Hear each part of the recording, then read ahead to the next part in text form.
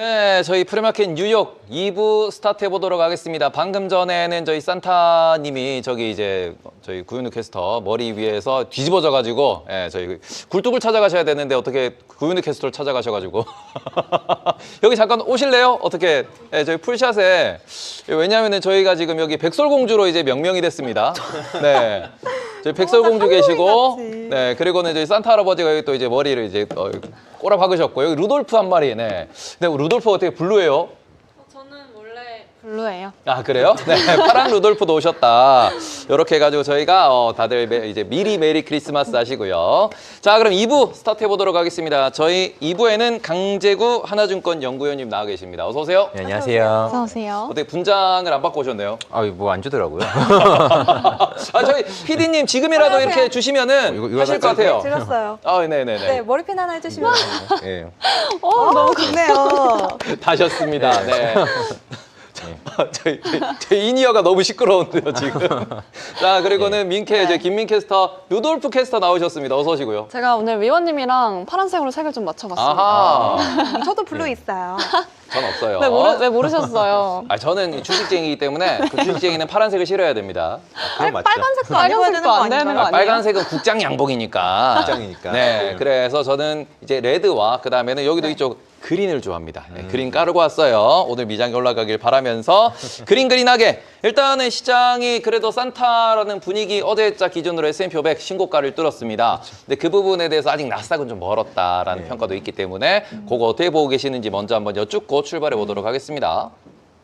일단은 증시 자체 분위기는 되게 좋아진 건 맞는 것 같고요. 결국은 이제 유동성 불안이라는, 저기 보이네요. 예, 유동성 불안이라는 그런 부분들이 이제 해소가 되고, 그리고 사실 이제 그동안 있었던 논쟁들이 사실은 이제 별게 없었다라는 부분들을 시장에서 이제 인지하고 있는 거고, 사실 우리가 그때 얘기했지만 우리 막 나왔었잖아요. TPU, GPU는 논쟁 아무 의미 없고 성장하는 사업인 건 맞고, 그리고 어제 같은 경우도 미국 경제도 되게 좋았고.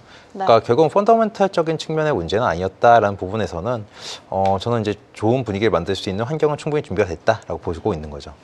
근데 어제 GDP에 대해서도 이야기를 해주셨는데 GDP 성장률 4.3%. 아, 정말 AI 투자가 국내 총생산을 올리고 있다라고는 하지만 어마어마한 숫자를 보여줬습니다만 그 시간대 동시간대 이제 좀 있다가 나온 발표에서는 컨퍼런스 보드 소비자 신뢰 지수는 완전히 지금 약간 경기 둔화, 경기 침체라는 이야기가 나올 만큼 개인들의 소비 심리는 지금 상당히 안 좋다라는 이야기가 나오더라고요. 그러니까 이 부분은 또 어떻게 보셨을까요? 아무래도 센티적인 부분이 이제 소비자 심리 지수인 거고, 일단 GDP 같은 경우에는 이제 3분기 때 이야기인 거니까.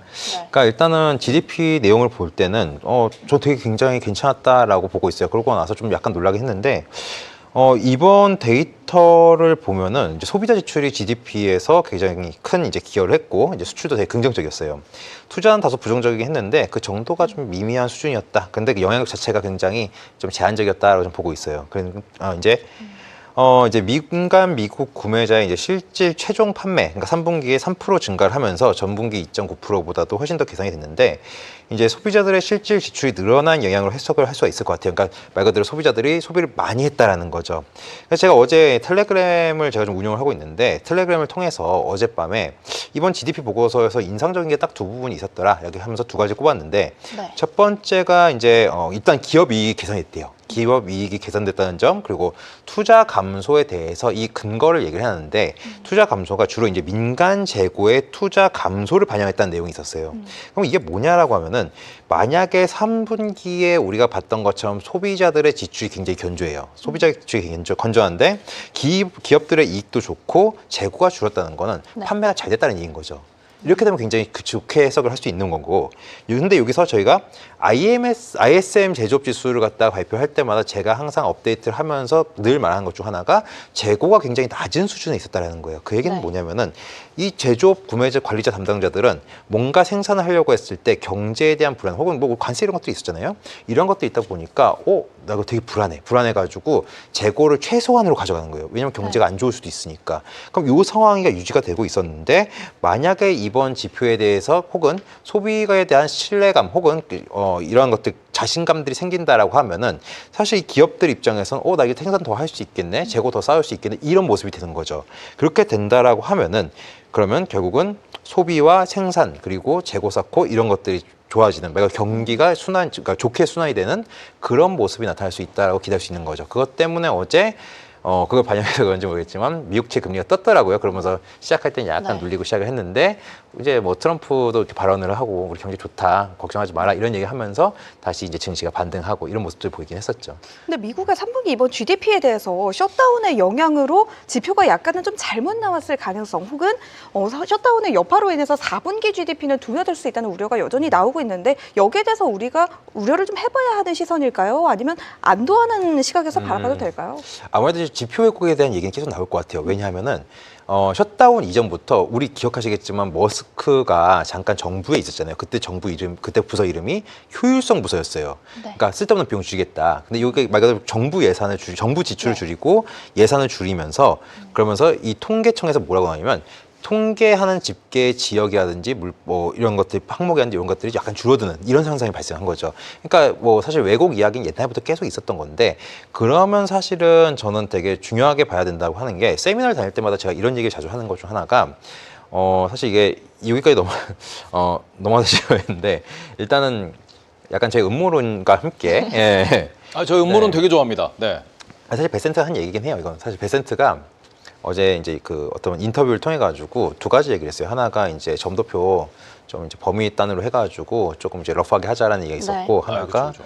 물가를 갖다가 좀 목표 물가를 상향시켜야 되는 거 아니냐라는 얘기가 있어요. 근데 이 얘기를 제가 왜 하고 있냐면은 제가 가끔 이 베센트라는 사람에 대해서 굉장히 무서운 사람이다라고 생각을 해요. 트럼프 정부에서 장관을 하고 있으면서 성소수자세요. 트럼프와는 전혀 맞지 않는 사람임에도 불구하고 중요한 요직에 있다는 얘기는 능력이 굉장히 출중하다는 얘기거든요. 성소수자라는 게 오피셜한 얘기인가요? 그게 이제 뭐 저는 이제 기사를 통해서 본 거죠. 사실 근데 뭐 그분이 실제로 이런 거 실제로 아니니까. 그 예. 베센트 재무장관은 남편이 있으세요.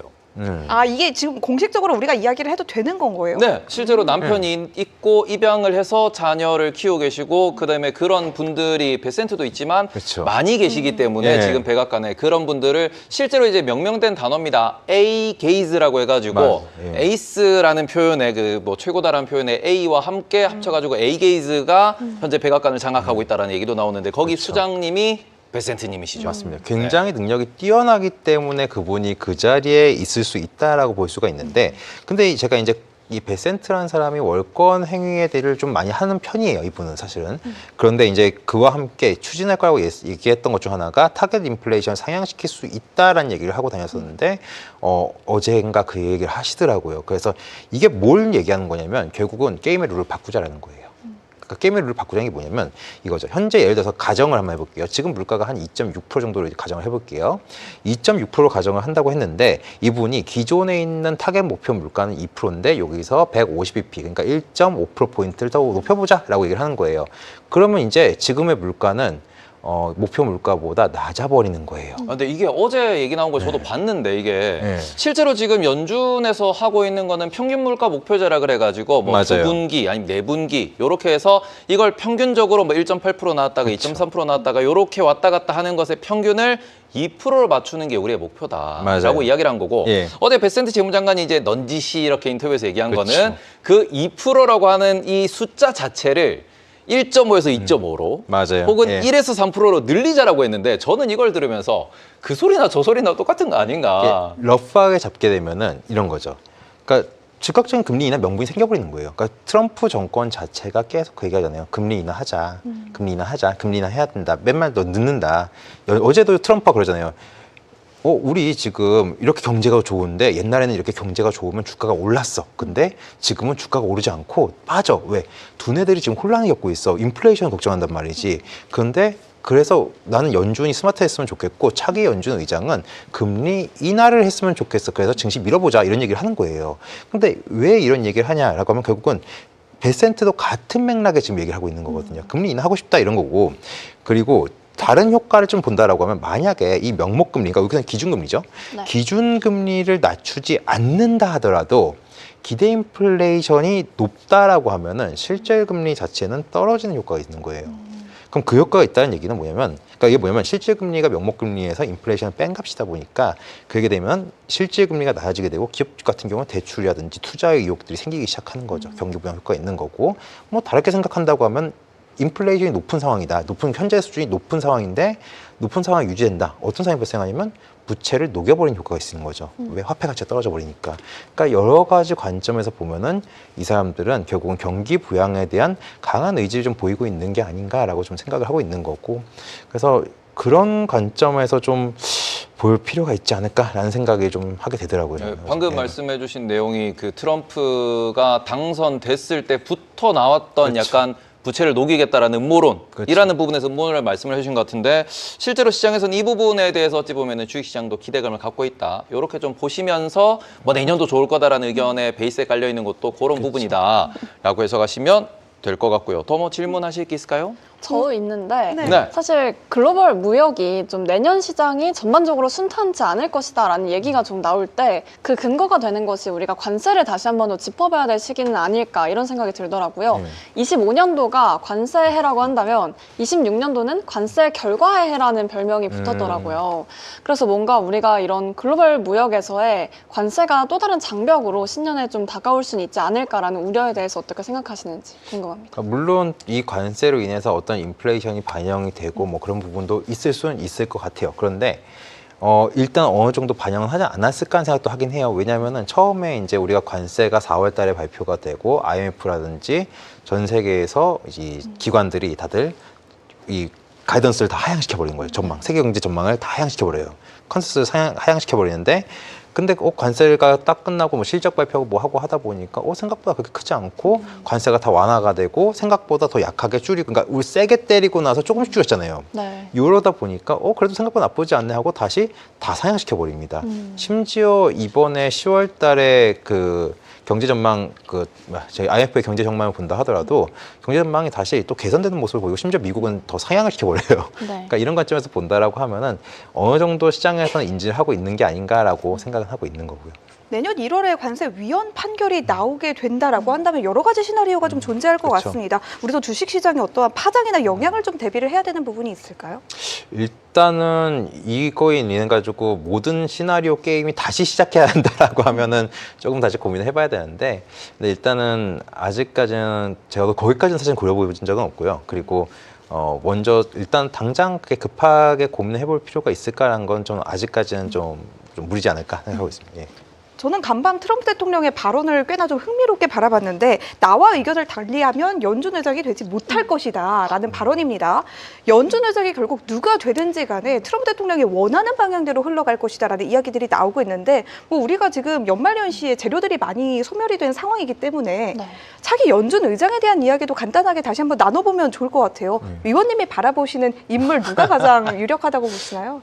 저요? 저는 일단은 가장 유력한 사람은 케빈 헤세시이지 않을까 생각을 하고 있고요. 그러니까 아무래도 뭐 가장 거론이 많이 되고 있는 사람이기도 하고, 물론 이제 베센트도 얘기가 나오긴 했지만 베센트는 본인이 고사하고 있는 입장이라서 오히려 비선실세 아니죠. 어쨌든 뒤에서 이제 움직이는 걸 더 선호하시지 않을까, 그런 취향인가 이런 생각도 살짝 들기도 하고, 그리고 그렇기 때문에 오히려 케빈 헤세 쪽이 좀 더 가깝지 않을까라고 좀 네. 생각을 하고 있는 거죠. 예. 근데 네. 사실 죄송해요. 해치씨 그런 얘기를 한번 했었잖아요. 생각보다 금리를 내리는 시기에 대해서 좀 뭔가 부정적인 것까지는 아니지만 일종의 뭐 중립의 스탠스를 취한 적이 몇 번 있었는데, 그래서 트럼프 대통령이 그 다음에 뭐 밀러라든지 다른 사람들이 그 후에 거론하더라고요. 그래서 이야기는 많이 나오지만 실질적으로 안 되면 어떨까요? 근데 그래도 어쨌든 내년에, 그러니까 트럼프가 하는 얘기 있잖아요. 결국은 인선을 한다고 했을 때 자기 입맛에 맞는 사람을 할 거거든요. 그럼 자기 입맛에 맞는 게 뭐냐라면 트럼프 정책에 유리한 사람을 할 거예요. 왜냐하면 내년에 트럼프는 중간 선거를 해야 되기 때문에 자신의 정책을 뭔가 뒷받침해 주거나, 혹은 어떤 어쩌면 이 사람이 원하는 거는, 이 사람 표현에 의하면 미국을 위대하게 만들어야 되는데 그 방향성에 맞는 사람들을 선택하는 게 바람직하지 않을까라고 생각해서 어쨌든 큰 방향은 바뀌지 않을 것 같다라는 게 제 생각인 거고요.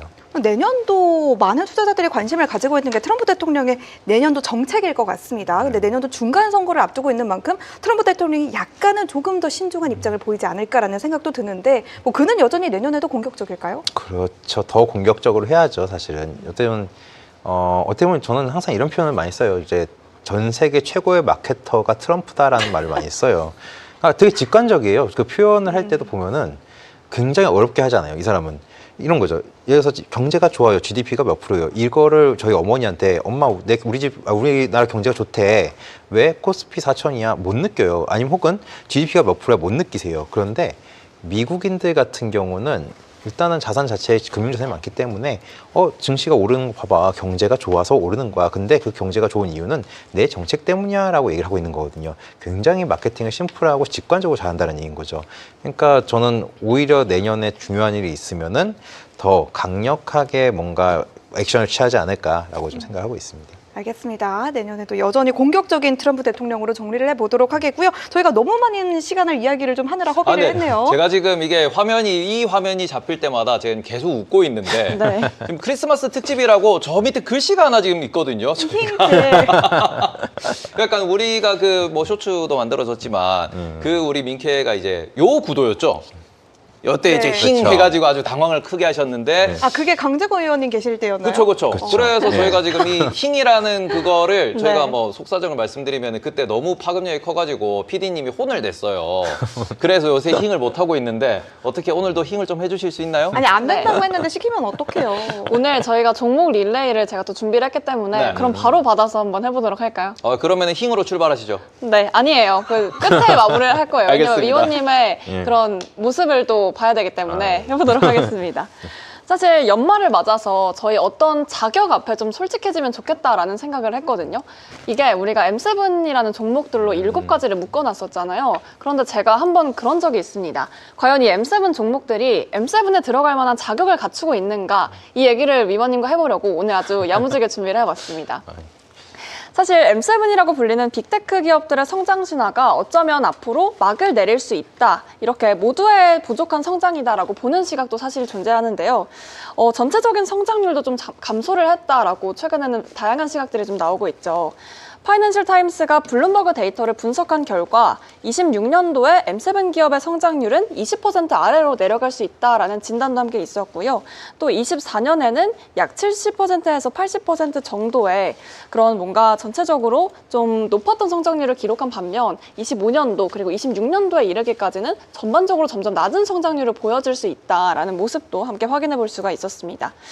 이렇게 소수의 기업이 시장 전체의 이익 전망을 주도해 갈 수 있다라는 내용을 좀 분위기가 바뀌었다라고 표현을 해볼 수도 있을 것 같은데 저는 그래서 오늘 M7 종목 중에서 가장 먼저 엔비디아부터 여쭤보고 싶거든요. 사실 엔비디아 먼저 방금 나온 소식부터 좀 전해드리면 이 차세대 제조 공정에 대한 18A를 테스트를 했으나 더 이상은 진행되지 않는다라는 내용도 함께 나왔거든요.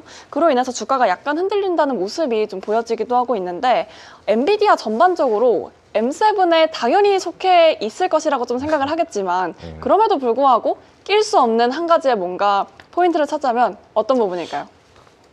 낄 수 없는 포인트를 찾는다기보다는 그러니까 그렇게 될 가능성을 굳이 찾자라고 하면은 네. 얘네가 지금 하고 있는 전략이 틀어졌을 경우에요. 사실 저는 24년도부터 25년도, 그러니까 굉장히 중요한 시기라고, 그러니까 과도기적 시기라고 늘 말씀을 드리고 있는데 23년도에 물론 실적이 본격적으로 좋아지긴 시작했어요. 뭐 몇백 프로씩 가이던스 내기 시작했는데 네. 본격적인 건 블랙웰 플랫폼부터였거든요. 결국은 그동안 칩을 넣던 애들이 이제는 서버를 만들어주기 시작하니까 그러니까 애플로 변한다고 저는 얘기를 하고 있어요. 그러니까 아까 우리가 이제 그 얘기했잖아요. 이제 그 M7에 과연 자격이 있는가 이거에 대해서 생각을 좀 해볼 필요가 있는데 옛날에 사실 이제 우리 코로나 팬데믹이라고 부르죠. 요즘 팬데믹 시절에 이제 기억하시면 팽이라고 불렀어요. 팽. 그러니까, 네. 그러니까 페이스북, 그러니까 현 메타죠. 그리고 아마존, 애플, 넷플릭스, 알파벳 이렇게 5종목 이렇게 불렀었는데 이게 그러다가 갑자기 마가로 바뀌어요. 그러다가 이게 마이크로소프트, 아마존, 구글, 애플 이렇게 가다가 지금은 다시 매그니피트 7 이렇게 부르고 있어요. 이게 좀 약간 유치하긴 한데 요새는 예. 근데 배트맨까지 올라갔습니다. 네. 맞아요. 예, 배트맨까지도 오르고 있고 그러니까 이거 자체가 사실 이제 뭐 M7 같은 경우, 그러니까 매그니피 7 같은 경우 사실 이제 이게 뱅크 오브 아메리카의 마이클 하트넷이가 먼저 이제 얘기를 하면서 약간 마케팅식으로 이렇게 하는 건데 이거 약간 그런 것 같아요. 저는 약간 말장난이라고 생각하고 있긴 하거든요, 개인적으로는. 그러니까 뭐냐면 결국 기업들의 본질적인 측면에서 결국은 플랫폼화가 될 수 있는가 없는가가 제일 중요한 포인트다라고 얘기하고 있는데 네. 아까 이제 예를 들어서 이런 거죠. 교과서를 우리가 그 얘기했잖아요. 이게 미국 주식을 봤을 때 교과서 2개를 꼽자라고 하면 저는 애플을 꼽고 마이크로소프트를 꼽는다라고 말을 하고 있는데 우리가 애플 생태계라는 표현을 많이 써요. 에코시스템이라는 표현을. 그렇기 때문에 거기에 종속되는 소프트웨어들이 있다라고 쓰는데 애플 생태계가 뭐냐라고 하면 결국은 잘 깔린 아이폰 위에다가 플랫폼 깔아버리니까 소프트웨어들이 종속되는 거예요. 그러니까 예를 들어서 이런 거죠. 구글이 아무리 돈을 잘 벌고 내가 아무리 소프트웨어를 잘 개발해도 내 매출의 30%는 다 얘네들한테 줘야 되는 거예요. 네, 진짜 종속이 되는 거죠. 네. 그러니까 이렇게 플랫폼이 잘 깔리고 이게 견고해서 깨지지 않는 상황이 돼야 되는 건데 그러면 이제 이러한 플랫폼을 가지고 있냐 없냐가 굉장히 중요한 거고 이게 사실 애플의 플랫폼인 거고 마이크로소프트 같은 게 좀 반대 개념인 거죠. 너무 플랫폼을 잘 만들어 놓으니까 네. 하드웨어가 종속이 돼요. 예를 들어서 우리가 올해 AI PC 되게 좋을 거예요 라고 하면서 되게 PC 사이클을 기대했어요. PC 시장은 원래 성장 시장이 아니잖아요. 이게 성장 시장이 아닌데 PC 시장에 대해서 사람들이 기대를 하기 시작해요. 왜? AI PC 때문에. 근데 혹시 주변에서 AI PC 보신 적 있으세요? AI PC라고 나오지만 그냥 윈도우고 그냥 맥이죠. 예. 네. 아, 맥은 아직 없는 것 같네요. 이게 사실은 이 질문을 제가 예전에 AMD CFO한테 여쭤봤던 거예요, 사실 이거를. 그러니까 아니 당신네들이 그렇게 AI PC 얘기하는데 네. 그 되는 게 맞냐 이렇게 물어봤더니 당신 주변에 본 적 있냐는 거예요. 그래서 본 적 없다, 내 주변에 없다. 그래서 묻는 거다라고 했더니 이분이 하는 말이 그게 맞는 거다라는 거예요. 그래서 왜 그러냐 했더니 지금 AI PC 얘기하고 있는데 이게 왜 확장이 되는 거냐면 윈도우 10이 종료가 되지 않냐. 얘가 교체가 되면서 기업들은 강매를 당하게 되는 거고 네. 그러면서 결국 윈도우가 하드웨어를 다 갈아버리는 상황이 발생을 해버리는 거예요. 이런 형태로 플랫폼화가 진행돼야 된다라는 거고 저는 사실 엔비디아 같은 경우는 그래서 이번 24년도 5년도에 이 블랙웰 플랫폼부터 해서 루빈까지 잘 넘어가는 게 네. 제일 중요한 포인트다라고 이제 말씀을 드리고 있는 거고요. 그래서 아직까지는 얘네를 갖다가 물론 여기서 만약에 실패한다 이러면 이제 M7에 빠져야죠. 네. 그냥 직기업이 되는 거고 근데 이게 성공을 한다 이러면은 이제 플랫폼 기업으로 바뀌는 거고요. 전 그렇게 보고 있는 거죠. 자, 그러면 그러면 AI 상, 네. 말씀하세요. 아니에요. 아, 이게 말씀하세요. 그러면 위원님이 사실 가장 좀 M7에 적합하지 않다고 생각하는 종목도 있으실 텐데 그렇죠. 힝 나만 미워하고 하는 종목이 있을까요? 밉다기보다는 약간은 보수적인 게 메타는 좀 보수적이긴 해요. 아직은. 아. 네, 메타는 좀 약간 그러니까 우리가 TPU 논쟁을 하면서 항상 이제 본질적인 이야기를 해야 되거든요. 그러니까 네. 왜 빅테크는 AI에 약간 빅데이터 센터에 투자를 하는가인 건데 앵커님 어떻게 생각하세요? 저는 지금 메타 이야기가 나온 김에 이거를 좀 함께 공유를 하면서 다시 한번 말씀을 드려보고 싶은 게 간밤에 베어드가 메타의 목표가를 815달러까지 상향 조정을 했습니다. 지난 정규장 마감가가 660달러 정도라고 하니까 앞자리가 2번이나 바뀌는 셈인데 차후 강력한 반등이 전망이 된다면서 지금 주가가 많이 떨어진 게 가장 좋은 매입 신호다라는 이야기를 남겼습니다. 여기에 대해서 우리가 당연히 재고해봐야 되는 메타의 모멘텀도 있지만 M7 종목들 중에서도 약간은 좀 소외됐던 종목들에 대해서 우리가 재평가를 해봐야 하는 시점이다라는 생각이 저는 어느 정도 좀 들었거든요. 그러니까 이 맥락에서 본다라고 했을 때 제가 메타를 왜 보수적으로 봤냐라면은 그러니까 좋을 거예요. 실적도 좋을 거고 주가도 오를 거예요. 이건 맞아요. 이건 제가 주가 측면에서는 오를 거라 보고 있는데 네. 그런데 이제 상대적인 매력, 그러니까 상대평가를 해야 되는 거잖아요. 상대평가를 한다고 했을 때 얘네의 플랫폼이 결국은 어디까지 확장이 될 수 있을까에 대해서 항상 고민을 하게 돼요. 그러니까 왜냐하면 이런 거죠. 얘네가 이번에 이제 아까 우리가 했던 질문 중 하나가 데이터 센터에 왜 이어서 아마존, 마이크로소프트, 구글, 구글이죠, 그죠? 구글. 얘네들은 왜 투자하는가에 대한 질문을 한번 던져볼게요. 그럼 왜 투자를 할까요? 결국은 돈이 되거든요. 얘네들은 투자를 하면 돈이 돼요. 그러니까 이게 뭐냐면 올 초에 알파벳이 실적 발표를 하면서 무슨 얘기를 하냐면 얘기를 해요. 우리가 지금 클라우드 수요가 너무너무 좋대요. 너무너무 좋은데 문제는 내가 이 수요를 다 받아낼 만큼 서버가 부족하대요. 서버가 부족하기 때문에 내가 클라우드, 그러니까 서버에 투자를, 그러니까 즉 데이터 센터에 투자를 하면 할수록 좋아지기 때문에 상반기보다 하반기에 실적이 더 좋을 거예요. 이 얘기는 뭐냐면 내가 돈을 쓴 만큼 돈을 벌 수 있어요 라는 뜻이거든요. 근데 메타 같은 경우는 아닌 거예요. 얘는 비용인 거죠. 그렇기 때문에 우리가 그때 얘기했던 것 중 하나가 TPU를 쓴 이유 중 하나는 범용 GPU 2개만 쓰다 보니까 비용 분산 효과가 떨어져서 TPU까지 쓰게 되면은 어쨌든 벤더가 많으면 많을수록 비용 분산 효과가 있다는 거죠. 네. 그러면은 자, 메타 같은 경우는 27년부터 TPU를 쓰겠대요. TPU를 쓴다는 얘기는 뭐냐면 자체 워크로드도 있겠지만은 이 에이직이라는 것 자체는 그 특성, 그러니까 알파벳이라는 구글 클라우드라는 여기에 맞춤형이잖아요. 맞춤형이다 보니까 다르게 생각하면 그러면 구글의 워크로드를 쓸 수도 있다라는 얘기거든요. 그 얘기는 뭐냐면 구글이 애플한테 매년 혹은 매 분기 비싼 돈을 주고 있어요. 왜 그 사이트 맨 첫 번째 순위가 되기 위해서 이것 때문에 소송까지 했죠.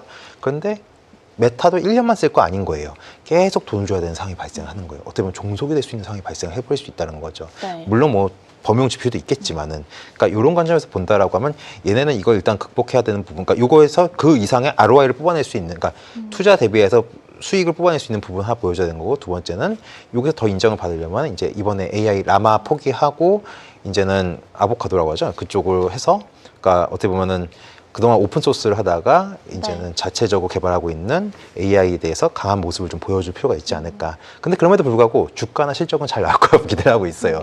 다만 이제 이런 그림상으로는 다른 애들은 이미 강력한 플랫폼을 갖고 있기 때문에 요걸 갖다 조금 더 어떤 방식으로 지나갈지 사실 좀 기대가 되면서도 걱정이 되면서 이런 것들이 좀 있는 거죠. 근데 M7들은 다 좋게 보고 있어요. 저는 하나 질문을 좀 드려보고 싶은 게 사실 뭐 근본적이고 궁극적인 질문이기는 하거든요. 근데 AI 버블이라는 단어를 봤을 때 어떤 생각들이 다들 좀 드세요? 버블이라는 표현에 대해서. 민캐부터 먼저 얘기해보죠. 저는 그냥 딱 올해를 정리해보라고 한다면 올해의 단어가 AI 버블 그 자체가 아닐까. 그럼 이렇게 약간 요약할 수 있을 것 같아요. 긍정적이세요? 부정적이세요? 긍정. 당연히 긍정. AI 버블이면은 약간 부정적인 쪽에 가깝다고 그쵸, 그쵸. 저는 근데 생각을 저는 하거든요. 반대로 좀 버블이지만 그래도 이런 팽창 단계가 좀 있어서 지금 단계까지 올라와 있다고 좋게 생각하고 있습니다. 뭐 그럴 수도 있겠네요. 근데 저는 개인적으로 AI 버블이라는 단어가 일종의 좀 공포감을 내포하고 있다는 생각도 어느 정도는 드는데, 우리가 그러니까 그 표현을 버블이 아니라 뭐 사실 뭐 비슷한 얘기일 수도 있지만 뭐 과도한 열기라든가 뭐 시기상조에 대한 리스크 부재라든가 약간은 그 정도가 버블 정도까지는 아닐 수도 있다는 얘기인 거죠. 그러니까 수치화로 해본다면 뭐 0부터 100까지가 있다고 봤을 때 우리는 너무 0 아니면 100을 바라보고 있는 시점이 아닌가.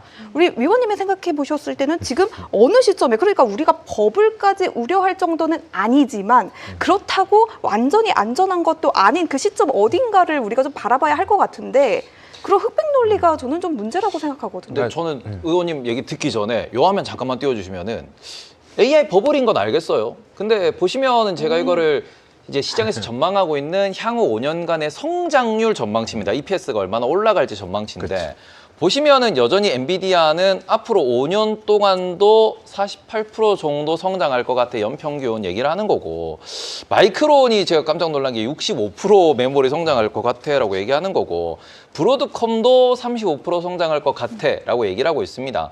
근데 이 부분에 있어가지고 또 이제 눈에 띄는 거는 다이어트 약물도 그럼요. 111도 45% 성장할 것 같아요. 그러니까 지금 우리가 버블이라고 하는 거의 핵심은 제가 생각했을 때는 먼저 땡겼기 때문에 시장이 좀 두려워하는 거고, 요게 틀어지면 큰일 날 것 같다라는 부분이지만 긍정적으로 표현을 했잖아요, 저희 민캐는. 근데 오늘 흰캐라고 부르자. 흰캐는 이제 긍정적으로 이 얘기를 했는데 네. 저도 그 부분에 있어서 긍정이 너무 과해서 버블이라고 표현하는 거 아닌가. 근데 오라클도 지금 뭐 보니까 제가 숫자가 잘 안 보여요. 21%인데 네. 우리가 저기에 대해서도 마냥 낙관적으로 바라볼 수 있다는 말씀이신 거예요? 일단은 성장을 한다라는 부분은 이 동네에 돈이 몰리고 있다라는 뜻이고, 그로 인해서 전망치가 이거는 어차피 언제든지 수정이 될 텐데 네. 요게 수정되면 박살 나겠죠. 수정이 될 수도 있잖아요. 그거를 두려워하는 게 AI 버블이라는 단어에 가장 이제 밑바닥에 깔려 있는 약간 의미지 않을까.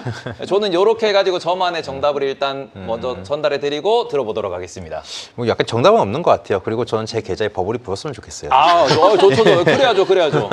저는 우리의 자산에 버블이 불어가지고 잘 네. 빠져나오는 게 중요하다고 그 보거든요. 버블은 네. 좋죠. 그 네. 버블은. 그러니까 네, 이제 이런 것 같아요. 약간 버블하면 우리가 어떤 버블을 가장 먼저 떠올리냐면 교과서에서 항상 그 얘기가 나요. 튤립 얘기 많이 해요. 튤립 얘기. 근데 얘는 실체가 없잖아요. 근데 실제로 어떤 산업이나 새로운 기술이 나타나면은 거기에 과열된 투자가 나타나기 시작해요. 영국에 대표적으로 철도 버블이 있었어요. 철도 버블이 있었고, 그리고 요즘 많이 얘기하는 거죠. 닷컴 버블이 있었죠. 자, 그런데 얘네들은 튤립과 다르게, 튤립은 사치제였어요, 그 당시에. 뭐 말도 안 되는 거였죠. 꽃이 뭐, 그죠? 물론 꽃을 사랑합니다. 꽃을 사랑하지만 위원님의 호불호를 들을 수 있었던. 아니, 저도 굉장히 꽃을 사랑하고 식물을 기르는 사람인데 근데 꽃이 사실은 이렇게 버블 얘기한다는 자체가 사실 네. 실체적인 측면에서는 기술 이런 게 아니잖아요. 뭔가 세상을 바꾸는 그런 게 아니었는데 철도는 세상을 바꿨죠. 생산성을 향상을 시켰고 철도 인프라를 남겼어요. 자, 닷컴버블 그렇게 욕을 하지만은 닷컴버블에 결국은 인터넷이라는 인프라를 남겼죠. 생산성을 향상시켰고요. 네. 그러면 과연 이 AI가 실제로 그러면 실체하냐 안 하냐가 제일 중요한 부분인 거고 이게 검증이 돼야 된다는 부분인 건데 지금 사실 이제 저희 뭐 장인어른도 그렇고 AI 굉장히 많이 활용하시거든요. 연세가 있으신데도 불구하고 그러니까 이런 것들을 본다라고 하면은 어떤 분은 그 얘기까지 해요. 이제는 뭐 챗GPT나 이런 거 없이 하는 건 생각해 본 적이 없다라는 얘기를 할 정도로 실제로 실무에서도 많이 활용이 되고 있는 부분도 있는 거고요. 그래서 그거에 대해서 연준, 특히 샌프란시스코 연준이나 연준에서 검증을 하고 있어요. 왜냐면 이 사람들이 왜 검증하냐면 이게 실체가 없으면 안 되는 거예요, 이 사람들도. 왜냐면 연준 같은 경우도 금융 안정을 해야 되는 거고, 그리고 어쨌든 이게 만약에 문제가 발생하면 안 되기 때문에 미리 대응을 해야 되기 때문에 이게 실체가 있냐 없냐 검증이 필요한 거잖아요. 그래서 계속 검증을 하고 있는 거고, 그 검증 결과를 보면은 인터넷보다 도입 속도도 굉장히 빠르고 그리고 실제 적용되는 기업들이나 혹은 산업도 있는 거고 그리고 이걸로 돈을 버는 기업들도 생겨나기 시작한다라는 얘기를 하는 거죠. 네. 그래서 이러한 거 뭐 제가 검증하는 게 아니라 연준이 검증하고 있는 거예요. 이거는 연준이 검증하고 있는 거기 때문에 저보다 더 신뢰가 있는 거고요. 그러니까 어쨌든 버블이란 거에 대해서는 실체가 있으면 괜찮다라는 거예요. 그리고 만약에 우리가 이제 주식을 하는 주식쟁이들 입장에서는 저도 자, 그러니까 이거죠. 결국은 물릴 수 있어요. 물릴 수 있는데 결국은 살아날 수 있냐 없냐가 중요한 건데 실체가 있으면 살아나는 거예요. 실체가 없으면 애먼 거 사면 안 된다는 거죠. 그러니까 항상 제가 하는 게 애먼 거 사지 말고 좋은 회사 사라고 좋은 회사 좋은 회사 좋고 좋아질 회사 사라고 예, 항상 그런 얘기 많이 하거든요. 그래서 일단은 저는 지금 버블에 대해서 걱정하는 거는 너무 초기 단계에서 과하다 이렇게 보고 있습니다. 뭐 결국 뭐 종목들 사이에서 AI 주도주 사이에서도 옥석거리기가 중요하다 뭐 이 말씀으로 한번 좀 요약 정리를 해볼 수가 있을 것 같아요. 뭐 다들 추가적인 질문도 있으신가요? 많습니다. 네네. 네, 왜냐면 제가 듣다가 딱 귀에 꽂힌 말이 있어요. 잘 빠져나와야 된다. 그렇죠. 근데 잘 빠져나와야 된다에 있어가지고 이제 위원님이 생각하시는 빠져나와야 되는 시그널 타이밍은 뭐가 있는지. 사실 그거는 알 수가 없을 것 같긴 해요. 솔직히 제 생각에는. 예. 아까 왜냐면 그러니까 되게 진부한 말이긴 한데 네. 이게 버블인지 아닌지는 지나봐야 한다는 얘기가 있거든요. 그러니까 이거에 대해서 물론 뭐 저희도 많은 걸 검증을 하죠. 이제 이거 네. 기업들 실적이라든지 그 제일 중요한 부분은 실적이 계속 좋아질 수 있는가가 사실 제일 중요하긴 해요. 그리고 어쨌든 이걸로 인해서 돈을 벌어서 현금 흐름이 원활하게 이루어질 수 있는가 이런 것들이 제일 중요한데 그래서 제가 애먼 건 사지 말라는 거예요. 항상 애먼 거 사지 말라고. 그리고 실제로 AI라는 산업을 갖다 주도하는 애들을 볼게요. 그러니까 제가 예전에 이제 연구한 연구 중에서 이게 있어요. 일반 기업들이 퍼블릭 클라우드를 사용해가지고, 그러니까 퍼블릭 클라우드 하면 이제 뭐 아마존이나 이런 애들을 사용해가지고 AI를 구축한다고 했을 때 비용 코스트 브레이크다운, 그러니까 비용을 갖다 분석을 해봤어요. 비용을 분석을 해보니까 일단 가장 큰 비용이 드는 건 우리는 지금 이제 AI 인프라를 보고 있잖아요. 근데 AI 인프라가 아니고 가장 큰 비용을 드는 건 플랫폼 비용인 거예요. 자, 두 번째로 많이 드는 비용은 LLM 비용이에요. 그러니까 토큰 개발하고 토큰 생산하고 이런 것들. 세 번째가 인프라 비용인 거예요. 자, 그러면은 1등하고 2등이 적어도 50% 이상을 차지하더라고요. 비용 자체가. 네. 그 얘기는 이걸 누가 하고 있죠? 플랫폼과 LLM을 누가 하고 있죠? 보통 지금 빅테크가 다 하고 있죠. 그렇죠. 네. 그러니까 사실상 그래서 빅테크가 좋을 수밖에 없는 거예요. 그래서 만약에 우리가 포트폴리오가 우리가 물론 몰빵하시는 분도 계시겠지만 이제 포트폴리오로 가져가시는 분들 입장에서는 이런 빅테크들을 기본적으로 깔고 그러니까 핵심으로 깔고 들어간다라고 하면은 그리고 나머지 이제 조금으로 뭐 플러스 알파를 위해서 작은 종목을 하실 수 있는데 핵심 종목에 이런 기업들 같은 게 갖고 있다 하면은 적어도 무슨 문제가 발생했을 때 어느 정도 대응할 수 있는 다른 기업들보다 대응이 더 용이할 거다라고 말씀을 드리고 있는 거죠. 사실 투자자들이 궁극적으로 궁금한 게 그래서 우리가 꾸준히 말을 하고 있는 그 성과가 언제쯤이면 우리가 가시적으로 눈앞에 볼 수 있는 것인가? 지금 실제로 가시적 성과가 나오는 애들이 있잖아요. 알파벳도 성과가 나오고 있고 메타도 성과가 나오고 있어요. 그래서 사실 제가 메타에 대해서 뭐 아까 보조적으로 얘기는 했지만은 메타도 되게 좋을 거다라고 한 얘기가 네. 사실 이 AI라는 거의 기본 어떻게 보면 원리라고 해야 되나? 원리가 있는데 이게 뭐냐면 우리가 흔히 얘기하는 이제 트랜스포머라는 방식을 사용해요. 이게 뭐냐면 구글이 그러니까 제가 아직도 기억이 나는데 그 당시에 2022년도 말쯤에 그때 챗GPT가 나왔어요. 챗GPT가 나오고 그 다음에 구글이 주가 빠져버려요. 주가 이렇게 빠지는데 사람들이 막 걱정하는 거예요. 아 이제 인공지능 나와서 검색을 하니까 네. 구글 검색 이거 안 되는 거 아니냐.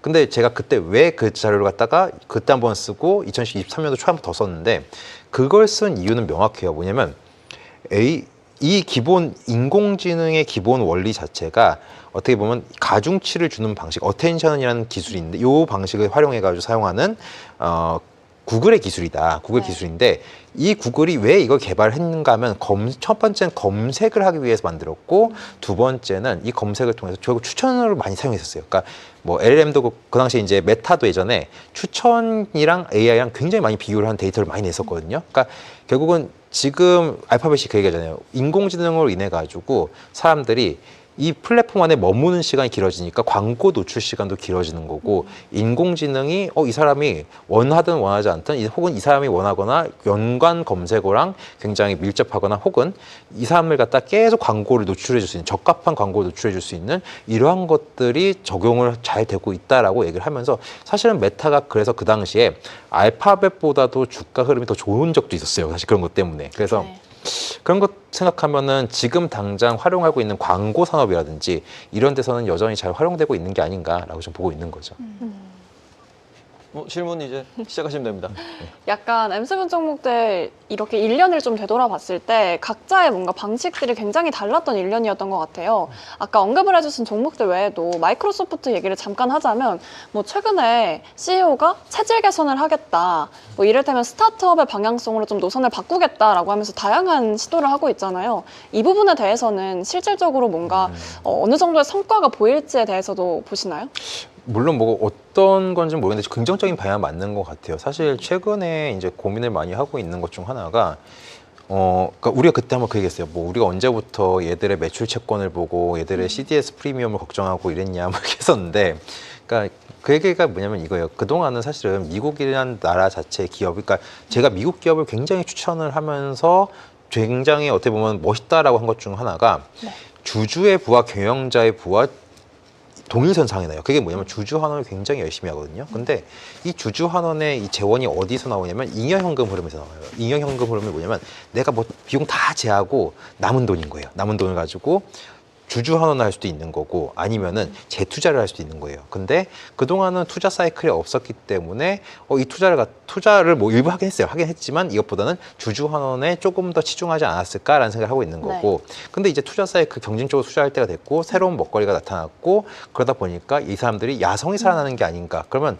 사실 이게 과도기이기 때문에 이런 현상이 발생했다라고 하면 요 시기만 잘 지낸다라고 하면 어떻게 보면 이 기업들 혹은 미국 증시란 증시 자체가 한 단계 더 레벨업 될 수 있는 이런 상황이 발생했다라고 보고 있는 거고, 그리고 그 환경을 지금 트럼프가 만들고 있는 게 아닌가라는 생각을 좀 하고 있는 거죠. 네.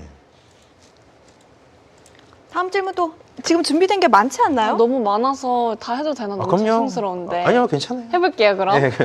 메타 얘기 아까 잠깐도 나왔다가 다시 한 번 더 여쭤보고 싶었던 부분은 사실 우리가 AI에 대해서 뭔가 오픈소스화가 아직까지 많이 되어 있는 분위기잖아요. 네. 그런데 메타에서는 이 폐쇄형으로 AI 사업을 좀 변환하겠다, 이렇게 사업 전환을 하겠다라고 또 공시를 했던 부분이 있습니다. 그러면 어느 정도 좀 전략을 다르게 한다는 얘기인데 이 부분이 내년 시장에서는 좀 어떻게 작용이 될까요? 사실 이거에 대해서는 나와봐야 알 것 같긴 해요. 그냥 냉정하게 말하면. 왜냐하면 오픈소스화를 시킨 게 그렇게 뭐 많지는 않기도 하고, 그리고 이제 오픈소스라는 것, 그러니까 이게 효과가 있을 거라 생각을 했죠, 모두가. 이제 뭐 중국 같은 경우 딥시크 이런 것들도 오픈소스화를 시키면서 이걸 다 침범하는 거 아니야라고 했는데 실질적으로 그게 효용성이 없었던 거예요. 그러니까 제가 예전에 이제 그 자료를 만들다가 보면은 잠시만요. 근데 여기서 중간에 자료 준비하시는 동안 잠깐 말씀을 드리면은 이게 지금 메타만의 문제는 아니다라고도 볼 수 있을 것 같아요. 오픈소스를 우리가 처음으로 얘기했던 딥시크에서 이야기가 나왔던 부분도 뭐냐 그러면은 우리가 오픈소스와 그다음 폐쇄형 LLM이라고 하는 뭐 제미나이나 GPT와 이렇게 그 현재 비교하는 그런 데이터를 놓고 봤을 때 그렇죠. 지금 딥시크에서 얘기했습니다. 우리는 LLM 폐쇄형 모델과 제미나이 GPT와 경쟁했을 때 우리는 힘들다. 살아남기가 어렵다라고 생각을 한다.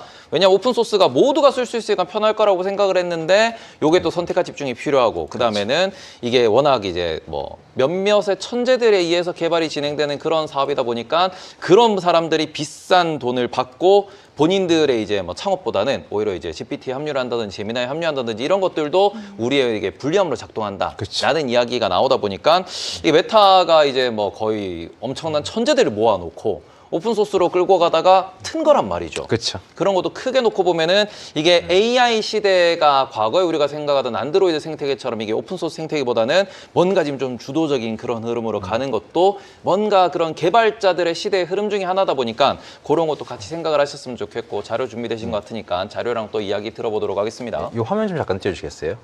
그러니까 이거 사실 별게 아니긴 한데 보면은 결국 기업들이 선택을 하는 거예요. 그럼 기업들이 이제 오픈소스라는 게 뭐냐면 이거죠.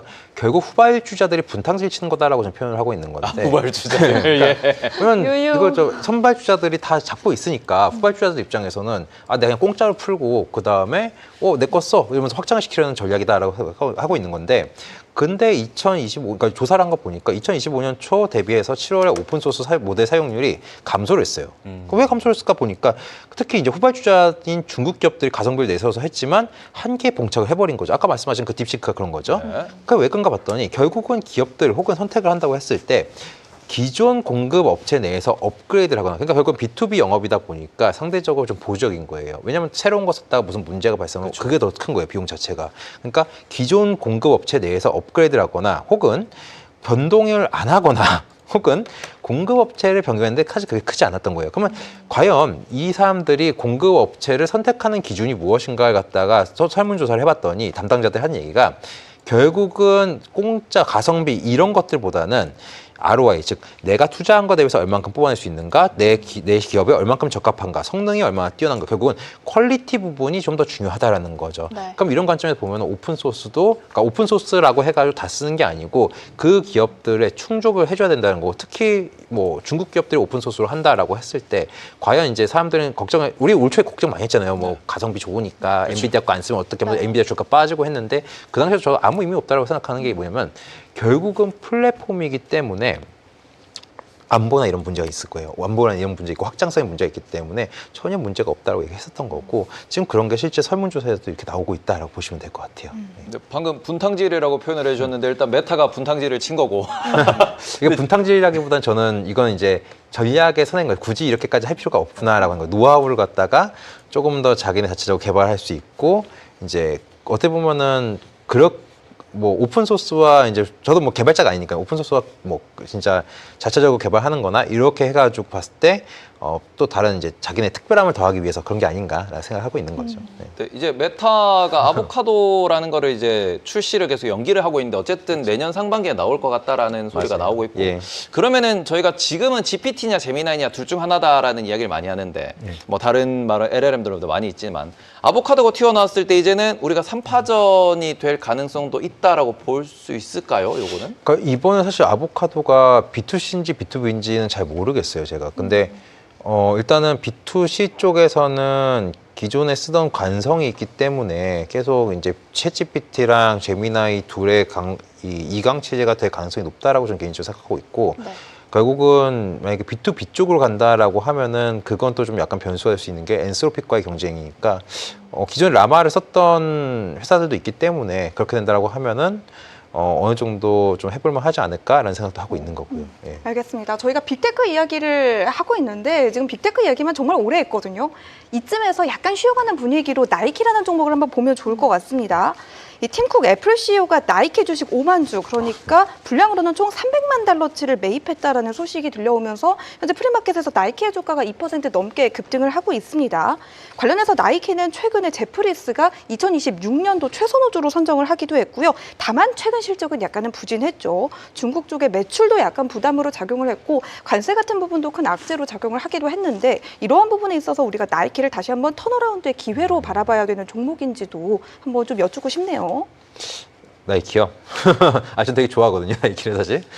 참고로 팀쿡 같은 경우에는 원래 나이키 이사회에 현재 참여하고 있는 상태고 예. 그리고는 이제 그 지분이라고 하는 것도 이번에 추가 매입으로 맞아요. 이렇게 알려져 예. 있는 것도 있습니다. 그러니까 나이키라는 종목에 대해서 긍정적으로 보고 있는데 약간 트렌드 부분인 것 같긴 해요. 그래서 저는 조금 더 검증이 필요하지 않을까라고 생각을 하는 사람이라서 그래서 사실 소비 트렌드를 갖다가 물론 저도 이제 올드한 사람이라서 사실은 소비 트렌드를 갖다 잡기가 좀 어렵긴 해요. 네. 예, 뭐 요즘 이제 온 홀딩스 이런 거 굉장히 많이 사람들이 좋아하시고 다양한 브랜드가 나오고 요즘 뭐 MZ 친구들도 뭐 다양하게 쓰고 있다고 아니죠 이제 뭐죠 G세대죠 G세대 네. 친구들 제가 마지막 M세대라서 저예요. 예, 제가 M 마지막 세대예요. 예. 그러다 보니까 약간 그건 소비 트렌드를 갖다가 좀 갈 수 있는 부분인가 이런 부분들도 좀 고민할 필요가 있는데 그럼에도 불구하고 나이키라는 기업 자체의 저력 그리고 어떤 브랜드 파워 자체는 무시할 수 없기 때문에 저는 잘할 거라고 기대하고 있어서 일단 계속 지켜볼 필요는 있다라고 좀 말씀을 드릴 수 있을 것 같아요. 여기서 저희가 그러면 힌키한테 한번 좀 여쭤보도록 하겠습니다. 저희 MG가 바라보는 저희 Z세대가 바라보는 Z라 그러면 안 된다 그랬는데 어쨌든 Z세대가 바라보는 나이키 어떻습니까? 나이키 아주 시대를 따라가지 못하고 있죠. 최근에는. 멀었답니다. 예. MG 세대에서 이제 Z 세대에서 이야기가 나왔어요. 시대를 못 따라간다. 근데 제가 이게 SNS를 찾다 보니까 아디다스에서 이번에 네. 스폰지밥이랑 이렇게 콜라보를 했는데 해외에서 반응이 엄청 좋다. 본 적 있으세요? 근데 아디다스는 콜라보 원래 많이 하지 않나요? 아 근데 이번에 그게 너무 저도 너무 봤는데 예뻐요? 너무 사고 싶더라고요. 저는 최근에 갑자기 아디다스 하니까 생각이 난 건데 제가 그 SNS에서 짤을 하나 봤는데 이게 아디다스 맞는 것 같아요. 아디다스랑 발렌시아가랑 콜라보를 한 제품이 있거든요. 그러니까 로고는 아디다스인데 글씨는 발렌시아가로 써 있는 거예요. 네. 근데 이게 해외 통관에서 들어오다가 이게 가품으로 판명이 돼가지고 230만 원짜리 제품이 버려졌다는 이야기를 들은 적이 있습니다. 저에게 버리시지. 근데 저도 개인적으로 나이키보다는 아디다스 제품이 조금 더 예쁘다고 생각하는 쪽이기는 해요. 그럼 아디다스는 어떻게 생각하세요? 아디다스는 사실 되게 기본적인 템들을 많이 내놨던 것 같은데 오히려 또 시대에 잘 맞는다고 생각을 하는 건 나이키가 콜라보를 한참 할 때 아디다스는 조금 쉬어가는 느낌이다가 최근 들어서 뭐 그렇게 도전을 해보는 거면 그건 나름대로 괜찮은 전략이 아닌가 싶습니다. 알겠습니다. 나이키와 아디다스 토크는 여기서 마무리를 하고 빅테크로 다시 돌아가 볼까요? 다시 M7으로 넘어가 보려고 하는데 저는 사실 뭐 악플이나 누가 욕을 하는 것보다 더 무서운 게 무관심이라는 생각이 들더라고요. 저는 무관심이 나은 것 같아요. 그래서 여러분 많이 힘께 사랑해주세요. 왜 이런 얘기를 했냐면 M7 종목 중에서 누가 가장 무관심할까? 이 서학개미들이 비교적 덜 사랑하는 종목이 누굴까라고 생각을 해봤을 때 저는 아마존이라고 생각이 들더라고요. 그래서 이제 댓글 이렇게 확인을 해보면 아마존은 호재가 있어도 주가가 그대로다. 악재가 있어도 생각보다 미미하다. 이런 느낌의 반응들이 많았는데 사실 최근에 뭐 AI 칩 트레이니움 3를 출시하기도 하고 그리고 뭐 구글과 클라우드의 관계를 좀 높이려는 여러 가지 전략도 많이 시도를 하고 있잖아요. 아마존은 내년 방향성은 좀 어떻게 될까요? 저는 아마존에 대해서는 여전히 긍정적으로 보는데 왜 애매하게 느끼냐면은 아마존이라는 게 우리가 AWS의 성장성을 갖다가 안 나오면 악재로 보는데 잘 나오면 자꾸 전자상거래를 보더라고요, 사람들이. 이게 약간 정체성 때문에 그런 것 같긴 한데. 근데 최근에 AWS에 대한 평가에서 한 가지 좀 마음에 걸리는 거는 예. 마이크로소프트와 구글의 시장 점유율 성장세가 좀 가파르다라는 얘기도 있어서 그러니까 AWS가 지금 좀 이렇게 점유율을 뺏기는 거 아닌가 라는 부분의 의견도 있는데 이것도 좀 말씀해 주시면 좋을 것 같아요. 그거에 대해서도 약간 저도 걱정하는 부분이 있긴 해요. 아무래도 이제 자체 AI가 약하다는 점 이것도 사실 큰 문제이기도 하고 그렇다고 해서 엔스로픽이 있지만 얘는 사실 B2B 쪽이긴 하거든요. 그럼에도 불구하고 얘네들에 대해서 그래도 좋게 보는 것 중 하나가 기업들이 좋아해요, 사실은. 그러니까 기업들 워크로드가 굉장히 잘 되어 있고 그리고 이게 견고하기 때문에 사실 그런 부분 생각하면은 저는 그렇게까지 걱정할 부분은 아니다라고 보고 네. 있는 거고 이제 사실 사람들이 이제 그럼에도 불구하고 걱정하는 거는 굉장히 어떻게 보면 알파벳 같은 게 굉장히 치고 올라오는 느낌이 되게 강하잖아요. 근데 얘네들은 굉장히 스무스하게 올라가는 그런 느낌이 강해서 사실 그런 부분이 있는 것 같은데 그런 우려는 저는 좀 너무 과하지 않을까 이렇게 보고 있습니다. 예. 관련해서 조금 전에 나온 아마존의 기사 함께 보면 좀 좋을 것 같은데 뭐 아마존 AI에 대한 이야기가 요즘 정말 많은 것 같습니다. 근데 아마존이 AI 시장이 정말 빠르게 변화를 하고 있고 우리가 적극적으로 나서지 않으면 AI 주도주 역할을 하는 데서 조금은 패하게 될 것이다라는 입장을 좀 밝혔다라고 합니다. 그러면서 AI와 관련해서 제3자 에이전트들 혹은 다른 회사들과의 이 협력을 좀 공고히 할 것으로 내년도에 예상을 하고 있다라는 이야기가 나왔으니까 우리가 아마존 관련해서 연말 연시에 쇼핑 시즌에 대한 호재도 굉장히 강력한 걸로 알고 있거든요. 월가 기관에서도 그런 이야기들이 정말 많은데 기대를 잠깐이나마 해봐도 되는 포인트일까요? 그러니까 미국은 약간 소비 국가이기 때문에 사실 이런 기업들 이번에 이제 보시면 그때 그런 뉴스도 있잖아요. 그러니까 오프라인 소비는 굉장히 안 좋은데 온라인 소비가 좋았다. 그럼 그 온라인 소비가 어디서 했냐 하면 대부분 아마존이라든지 이런 플랫폼에서 많이 했을 거예요. 그렇기 네. 때문에 그런 부분 쇼핑 특수는 저는 기대를 좀 하고 있는 거고 그리고 이번에 항상 이제 그 어도비 애널리틱스에서는 항상 이제 아마존의 블랙 프라이데이 이야기를 계속 하는데 항상 좋게 나오고 있어요. 그래서 심지어 그 팬데믹 때 그렇게 안 좋은 상황에서도 뭐 이렇게 좋았다 이렇게 얘기가 나온 거니까 그러니까 이런 부분 생각하면은 특히 지금 K자형 경제 얘기를 하고 있는데 물론 좋은 돈 많으신 분들은 많이 잘 쓸 수 있지만은 막 힘드신 그러니까 말 그대로 K자에서 밑으로 내려가는 상황들 네. 요런 분들 같은 경우도 어떻게 보면 요 특수 시즌에 노려가지고 소비를 할 수 있는 부분이 있어가지고 그런 부분들을 모두 다 포용할 수 있는 기업이 아마존이지 않을까라고 저는 생각하고 있습니다. 근데 저는 아마존을 개인적으로 좀 내년도는 기대를 한다라는 그 포인트가 이게 좀 뭐 약간 피트가 안 맞을 수 있는데 최근에 알렉사 광고 보셨어요? 미국에서 나온 거? 그렇죠. 예. 그거 보면은 거기에 이제 엄청 유명한 사람들이 알렉사가 목소리를 잃었습니다 라는 광고인데 네. 그래서 알렉사 AI 대신에 영화 배우들이 나와가지고 뭐 예를 들어가지고 우리가 많이 아는 거 있잖아요 I will kill you 이런 예. 사람들이 와가지고 막 아니 뭐 질문을 했는데 질문하니까 막 욕을 하고 이런 걸로 엄청 재밌게 트렌디하게 광고도 만들면서 알렉사를 확산시키기 위해서 AI로 이제 엄청 변화도 많이 한다 빨리 한다라고 하는데 그런 트렌드 감성들이 어찌 보면 애플도 그런 식으로 계속해서 트렌드를 잘 잡아가고 아마존도 그런 식으로 이제 AI에서 알렉사라는 브랜드를 좀 키우려고 하다 보니까 이런 것들은 한번 좀 눈여겨봐도 되지 않을까.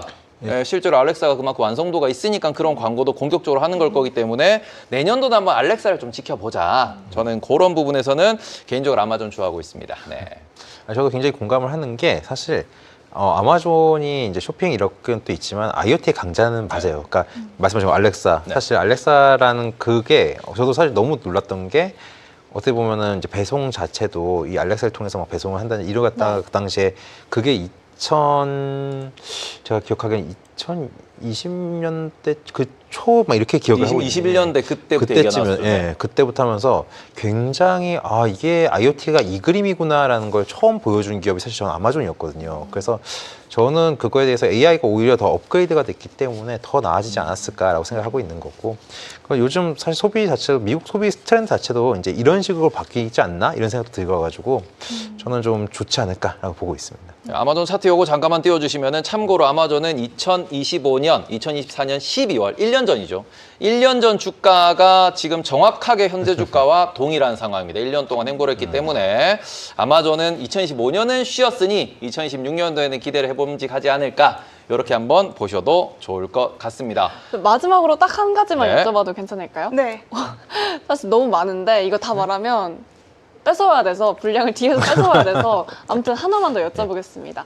사실 올해 뭐 중순까지만 해도 뭐 AMD나 팔란티어 같은 이런 종목들이 M7에 편입되는 게 아니냐라고 하는 뭔가 그런 기대감이 굉장히 많았던 것 같은데 어느 순간 쏙 들어간 것 같거든요. 사실 M7 종목들이 압도적인 우위를 점할 수 없지 않을까라는 분명히 이런 뭔가 걱정도 있는데 그러면 누가 빠지고 누가 들어갔을 때 그 생각하시는 종목이 또 있는지 궁금합니다. 일단 플랫폼 기업들은 안 빠질 것 같다는 생각하고 있어요. 저는 워낙 강하다 보니까 그런 것 같고 요즘 뭐 사실 각광받고 있는 브로드컴이라든지 어쨌든 에이직을 제대로 할 수 있는 기업이 걔밖에 없으니까 걔랑 좀 그런 기업밖에 없으니까 네. 그 정도 껴줘야 되는 게 아닌가 이렇게 보고 있어가지고 사실 플랫폼 기업이 밖으로 나오기는 네. 워낙 이 시장 자체를 견고하게 진입 장벽을 만들고 있어서 그래서 좀 뭐랄까 나오기는 힘들다라고 좀 보고 있는 거죠. 예. 알겠습니다. 이렇게 저희가 M7에 대한 심도 깊은 토론을 거의 뭐 1시간 15분 정도 한 것 같은데 저희가 나누고 싶은 이야기들은 너무 많기는 하지만 시간 관계상 여기서 정리를 해보도록 하고요. 우리 위원님의 관심 종목 한번 들어보도록 하겠습니다. 예, 관심 종목이요. 저는 이번에 이제 제이콥 솔루션을 좀 이번에 연간 전망을 통해 가지고 좀 말씀을 드리고 있는데 되게 생소하실 수가 있을 것 같아요. 제이콥 솔루션이라고 하면은 요 화면 잠깐 좀 띄워보도록 하겠습니다.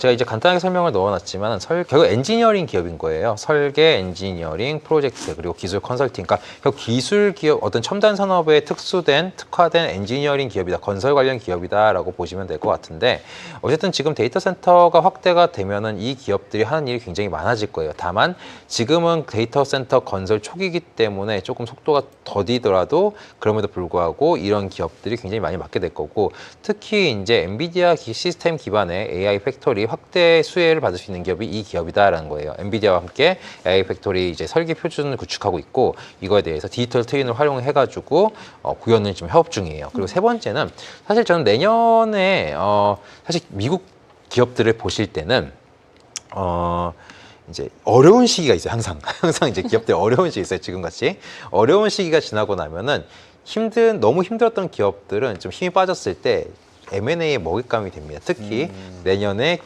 금융 규제 완화라는 그림을 기대하고 있기 때문에 그럴 경우에 이제 M&A 모멘텀들이 나타날 수 있는데 저는 이 기업을 M&A 모멘텀을 좀 보고 있어요. 여기 보시면은 왼쪽 아래 미국의 주요 ENS, 그러니까 엔지니어링 기업들 보면은 대부분 이제 에이컴이라든지 제이콥스라든지 아니면 스탠텍이라든지 뭐 이런 기업들이 있는데 여기 이 WSP라는 기업이 있습니다. WSP라는 기업이 캐나다 기업인데 미국에 본격 진출을 하고 싶어서 에이콤을 원래 인수하고 싶어 했어요. 근데 이게 인수가 잘 안 됐습니다. 그러고 나서 다음 대상으로 물망에 오른 기업이 저는 제이콥스라고 보고 있어서 만약에 이 기업이 인수를 하게 된다면 시장 점유율이 확대가 되고 그리고 M&A 모멘텀이라는 게 사실 피인수 기업한테는 오히려 긍정적인 흐름을 만들어낼 수 있기 때문에 이러한 모멘텀도 좀 기대해 볼 수 있지 않을까라고 생각하고 있어서 이 기업을 좀 이번 2026년도 연간 전망에 관심 종목에 넣어놓은 상황입니다.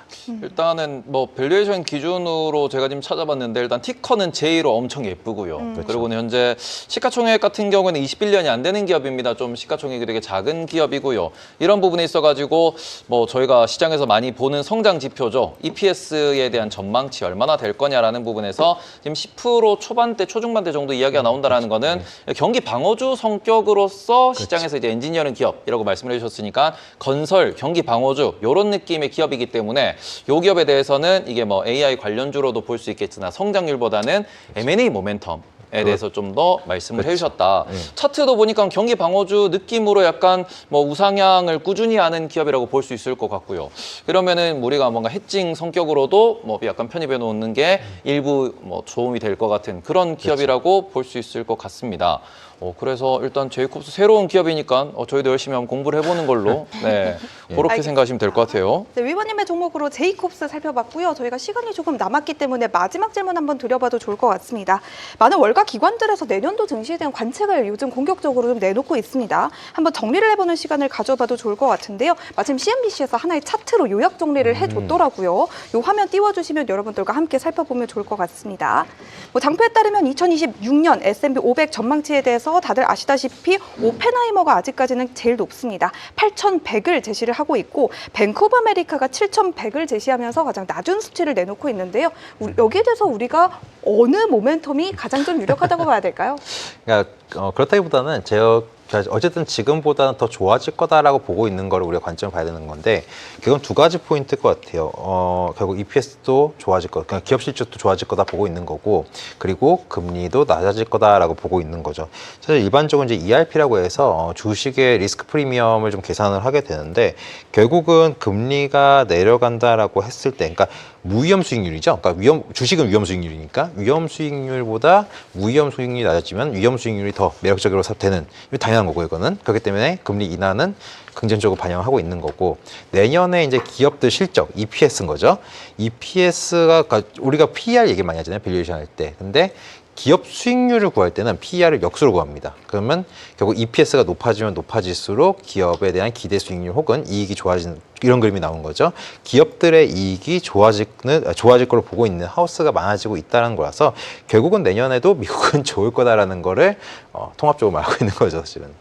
예. 그래서 이게 뭐 이게 계속 똑같은 얘기가 저희 진행되고 있는데 아무래도 내년도에 이제 완화적인 통화 정책이라는 기대감, 트럼프 중간 선거에 대한 기대감 이런 것들이 내년도를 이끌어 갈 것이다라고 하는데 그렇게 되면은 반대로 얘기하면은 그렇죠. 내년도도 고밸류에이션이 가다가 이게 또 통화 정책이 끝나는 2027년도를 걱정하는 목소리도 상당히 많거든요. 그러니까 중간 선거까지는 걱정을 안 해도 될 것 같고 그럼 그 뒤에는 또 똑같은 뭐 1년 뒤긴 한데 또 똑같은 얘기로 해가지고 뭔가 이제 금리나 종료됐습니다. 뭐 또 밸류에이션 높습니다. 이런 얘기가 나올 수도 있을 것 같아서 지금 채팅창에도 계속 나오는 게 오늘의 한마디는 잘 빠져나와야 된다라는 이야기를 했는데 그러면은 뭐 내년도도 일단은 뭐 유동성 측면에서나 성장성 측면에서는 크게 걱정은 하지 않되 그렇죠. 이게 중간 선거 지나면 좀 걱정을 해야 될까요? 그러면? 그러니까 이게 뭐 사람마다 보는 관점 다른 것 같아요. 어떤 네. 분은 심지어 상반기 때 안 좋았다가 하반기 네. 때 좋아하시는 네, 분 네, 말씀 네. 분도 계시고. 네.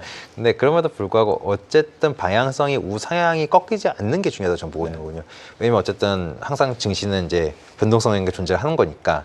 그러면은 우상향을 꺾이냐 안 꺾이냐 결국은 기업들이 실적을 제대로 낼 수 있냐 없냐가 제일 포인트일 것 같고, 만약에 기업들의 성장이 모멘텀이 계속 나와준다라고 하면은 사실은 그거에 대해서는 걱정하지 않고 그냥 들고 가는 게 맞다라고 보고 있는 거고요. 그래서 뭐 아직은 벌써 언제 엑시트하지 이 고민은 벌써부터 잡는 건 좀 아닌 것 같고요, 저는. 예. 알겠습니다. 아직까지는 긍정적으로 바라봐도 되는 모멘텀인 것 같습니다. 네, 그래서 저희가 프리마켓 뉴욕 크리스마스 이브 방송이었고요. 2부는 저희 강재구 하나증권 연구위원님이 나와주셨는데, 오늘도 여전히 AI에 대해서, 반도체에 대해서 걱정하지 말자, 아직은 엑시트할 때가 아니다라고 이야기를 해주셨고요. 오늘의 핵심은 잘 빠져나와야 되는데 그게 언제인지는 모르겠다. 그렇죠. 이렇게 말씀을 해주셨고요. 그리고 오늘 같은 경우에는 이제 제이콥스 솔루션이라는 종목에 대해서도 말씀을 해주셨는데, 뭐 이런 부분에 있어서 여러 해지 투자도 가능하고 M&A에 대한 모멘텀, 특히 내년도에 규제가 많이 풀리기 때문에 뭐 제이콥스가 아니라고 하더라도 AI 관련돼서도 많은 M&A가 있을 거다라는 예측이 있다 보니까 그런 부분도 투자 아이디어로 여러 기업들을 한번 검색해보는 것도 좋을 것 같다, 이렇게 말씀을 드릴 수 있을 것 같습니다. 자, 그래서 저와 저희 연구위원님, 강재구 연구위원님은 여기서 이제 퇴근해보는 걸로 하고, 가지 마세요. 가지 마요? 네. 아니, 제가 가야 돼요. 제가 가야 여기에 또 저희 지금 저기 있는데 산타가 다리를 이렇게 벌리고 있어요. 그래서 이제 요 산타 가고 저희 PM10에서 또 다른 산타가 오시고 백설공주 앉아 계실 거고 여기 또 저희 루돌프도 계실 거기 때문에 PM10도 많이 시청해 주셨으면 하는 마음으로 저는 퇴근 준비해 보겠습니다. 알겠습니다. 오늘 저희가 준비한 소식은 여기까지입니다. 저희는 크리스마스 잘 보내고 금요일 저녁 8시에 다시 돌아오도록 할게요. 시청해주신 여러분 중심으로 감사드리고요. 크리스마스 모두 행복하게 보내시기를 바라도록 하겠습니다. 고맙습니다.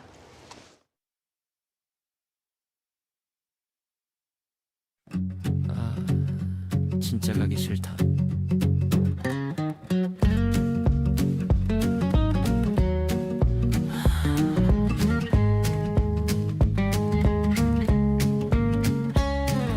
미친 듯이 울리는 알람 소리, 부셔버리고 싶은데 폰 알부금이 남았어. 겨우겨우 눈 뜨고 화장실 거울 보니 웬 좀비 한 마리가 서있네. Oh my god. 머리 감기 귀찮아, 모자나 푹 눌렀을까, 반차를 쓸까, 병가를 낼까, 3분 동안 고민해. 지옥철이 요서는 오늘도 만석, 내 옆 사람 땀 냄새는 덤이야. 팀장님 카톡이 벌써 와있네. 오늘 회의 자료 준비됐나? 아니요, 제 마음의 준비도 안 됐는데요.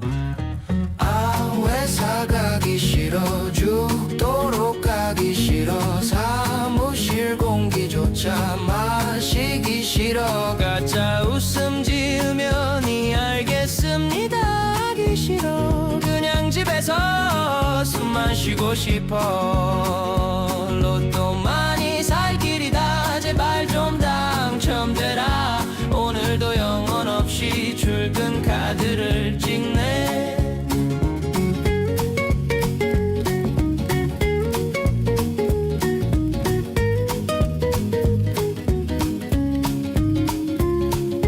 점심시간 메뉴만이 유일한 낙인데 부장님이 눈치 없이 국밥 먹으러 가자 해. 아 제발요. 일하는 척 모니터 뚫어져라 쳐다봐도 내 머릿속엔 온통 퇴근 생각뿐. 옆자리 김대리는 또 농땡이 치네. 왜 나만 갖고 그래, 진짜 다 엎어버릴까. 회사 가기 싫어, 죽도록 가기 싫어, 꼴도 보기 싫은 인간들 너무 많아. 가짜 웃음 지으며 고생하셨습니다 하기 싫어, 그냥 이불 밖은 위험하단 말야. 사직서를 가슴에 품고 또 참아낸다. 더럽고 치사해서 내가 돈 벌고 만다. 내일도 가야겠지, 모레도 가 가야겠지. 월급 날 며칠 남았더라.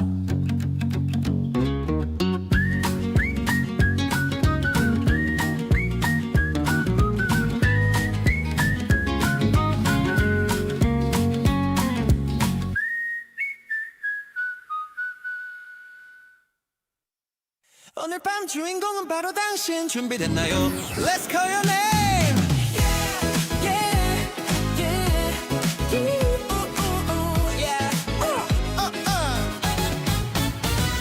찐이 띵니야 옴게 놀고 먹는 백수. Hey, hey. CK 김피리 티리 말티콘 대박구 터져라. 저기 보여 피리 갈구는 악마 술로 늑대. 갓대롱대롱 매달린 사정력 기준 에이스킴 워렌 버크 그래 버크 케이크 다 모여. 전국 소년 날아올라.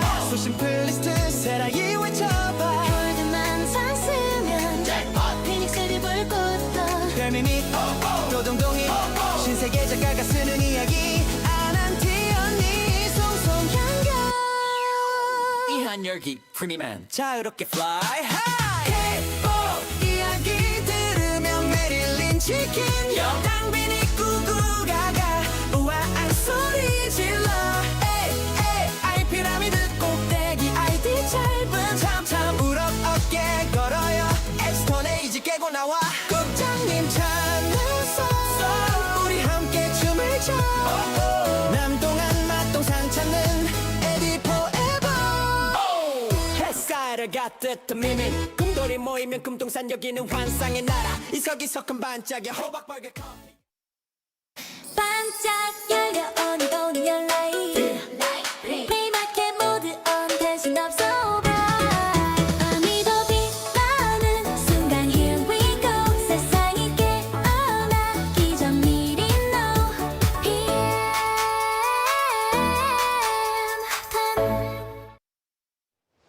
네, PM10 오늘도 시작해 보도록 하겠습니다. 화설공주, 민돌프 그리고 굿산타와 함께 하도록 할게요. 어서 오세요. 안녕하세요. 오늘 다들 너무 귀여운 의상들을 입고 왔는데 각자 자기 캐릭터가 어떤 건지 좀 한번 소개 좀 해주시죠. 저는 사실 이 루돌프가 있어야 지상에 내려오잖아요. 네. 저는 이제 산타 랠리를 본격적으로 데리고 올 민돌프입니다.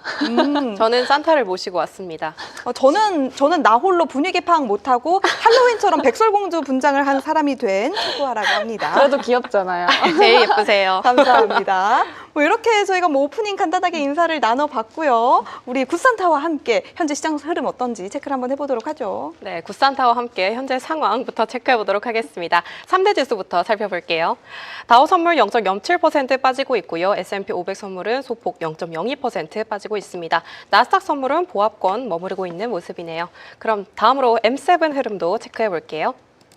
처음으로 엔비디아인데요. 정규장에서 3% 넘게 올랐지만 현재 프리마켓에서는 0.3% 가까이 빠지고 있습니다. 방금 나온 소식에 의하면 로이터의 보도에 따르면요. 엔비디아가 인텔의 칩 제조 공정 테스트를 중단했다는 소식이 나왔습니다. 보도에 따르면 엔비디아는 자사의 칩을 인텔의 최첨단 생산 기술을 이용해서 제조할 수 있을지 검토 중이었으나 더 이상 테스트를 진행하지 않기로 보도가 나왔고요. 또 간밤에 바클레이즈가 이 AI 지출 급증 수혜주를 꼽았죠. M7 중에서는 엔비디아와 마이크로소프트를 찝었고요. 이 바클레이즈는 특히 엔비디아에 대해서는 낙관적인 전망을 유지했습니다. 엔비디아는 데이터 센터에서의 AI용 GPU 분야에서 압도적인 선두 지위를 기반으로 한 장기적이고 지속 가능한 성장을 보고 있다고 말했고요. 또 시장의 상당 부분에 경쟁 우위를 형성하고 있다면서 낙관적으로 평가했습니다. 다음으로 마이크로소프트 살펴볼게요. 마이크로소프트는 정규장에서 소폭 올랐지만 현재는 아주 소폭 떨어지고 있는 모습인데요. 마이크로소프트 주가가 올해 들어서만 15% 성장했습니다. 이 바클레이즈 애널리스트들은 AI 기반 사업이 성장하고 수익성도 계속 개선될 거라면서 AI 모멘텀이 계속해서 강화되고 있는 걸로 보이고 다양한 활용 사례들이 제시됐고 실제 가치 창출이 이뤄지고 있음을 확인했다고 이 마이크로소프트의 얘기를 하는 모습이네요. 다음으로 메타 살펴보겠습니다. 정규장에서 0.5% 올랐고요. 현재 프리마켓에서는 0.25% 떨어지고 있는 모습인데요. 방금 나온 소식에 의하면 이탈리아 경쟁 당국이 메타의 왓츠앱에서 경쟁 AI 챗봇을 차단하는 이용 약관을 중단하라고 명령했다고 합니다. 뱅크 오브 아메리카는 메타에 대해서 매수 등급 제시했고요. 인공지능 분야에서 회사의 잠재력이 아주 상당하다면서 목표 주가를 810달러로 올렸습니다. 다음으로 이어서 알파벳도 살펴볼게요. 정규장과 프리마켓 모두 오르는 흐름 보이고 있고요. 다음으로 테슬라 살펴보면 정규장에서는 0.65% 빠졌지만 현재 프리마켓에서는 0.2% 가까이 오르고 있습니다. 오늘 나온 테슬라 소식이 있는데요. 미국 자동차 안전 규제 당국이 비상 상황에서 이 테슬라 모델 3의 도어 비상 해제가 이 장치가 굉장히 찾기 어렵다면서 결함 조사를 시작했다고 합니다. 이번 조사는 2022년형 모델 3 약 17만 9천 대를 대상으로 진행된다 하고요. 또 다른 테슬라 소식으로는 캐나코드 제뉴이티가 테슬라 목표가를 상향 조정했다는 소식이 있었는데요. 단기적인 수요 약세를 뛰어넘을 수 있다는 여력이 있다는 겁니다. 목표가를 551달러로 상향했고요. 전거래일 종가 대비 13% 상승 가능한 수준입니다. 투자 의견은 매수로 부여했고요. 또 테슬라와 아마존이 볼리비아 데이터 센터에 투자한다는 뉴스가 있었죠. 볼리비아 대통령이 직접 소셜미디어 X를 통해서 밝힌 내용이었습니다. 이어서 아마존 주가도 살펴보시면 정규장에서 1.6% 넘게 올랐고요. 현재 프리마켓에서도 오르는 모습 볼 수 있습니다. 마지막으로 애플 살펴볼게요. 애플은 텍사스주 법안 시행이 중단되면서 앱 마켓과 개발자의 연령 확인 의무를 부과하는 법안의 집행 계획을 일시 중단한다고 밝혔는데요. 애플은 향후 법적 절차를 계속 지켜볼 예정이라고 하네요. 정규장에서는 올랐지만 현재는 소폭 떨어지고 있는 모습입니다. 알겠습니다. 이렇게 현재 시장 상황 흐름 그리고 M7 기업들의 주가 추이까지 짚어봤습니다. 제가 우리 구윤호 캐스터가 브리핑을 하는 동안 댓글을 좀 봤는데 저희 칭찬이 딱 하나씩 나왔더라고요. 정말요? 네, 우리 킹상원님께서는 산타 민캐 루돌프 그래도 러블리 화이팅 아마도 민캐스터 팬이신 것 같고 우리 CK 킴님께서는 금은보와 형님은 어떤 분장을 하셔도 저는 형님이 된 것 같고요. 마지막으로는 우리 킹상원님 국회 다리 큰 산타 모자 머리띠 예뻐요. 우리 SJ 최님께서 국회 모자가 제일 예쁘다 이렇게 해주셨는데 윤우캐 너무 무서워요. 지금 여기 구윤호 머리띠가 캐스터의 모자 옆에 있으니까 머리띠 옆에 네. 있으니까 저희가 임팩트가 약간은 좀 그쵸. 사라지는 느낌인 것 같아요. 지금 제가 또 강력하게 좀 더 분장을 했어야 했나 제가 하는 생각이 집에서 좀 가져온 드는데. 이템입니다. 와, 알겠습니다. 저희는 뭐 새해 뭐 한복 같은 네. 거를 한번 입어볼까요? 그럼요. 안 되겠습니다. 안 저희도 뭔가 되겠죠. 준비를 해야 될 것 같아요. 알겠습니다. 지금 뭐 오늘도 크리스마스 이브에도 이 늦은 시간까지 저희 PM10을 시청해주시는 분들께 제가 진심으로 다시 한번 감사의 말씀을 전하면서 우리 김민 캐스터와 함께 마켓 무버 해보도록 할게요. 네.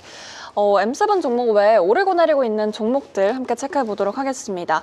아까 언급을 잠깐 해주셨는데 나이키 쪽에서는 이 애플의 팀 쿡 CEO가 주식에 매입했다는 소식 때문에 현재 선물 시장에서는 2%대 강세 흐름 나타나고 있습니다.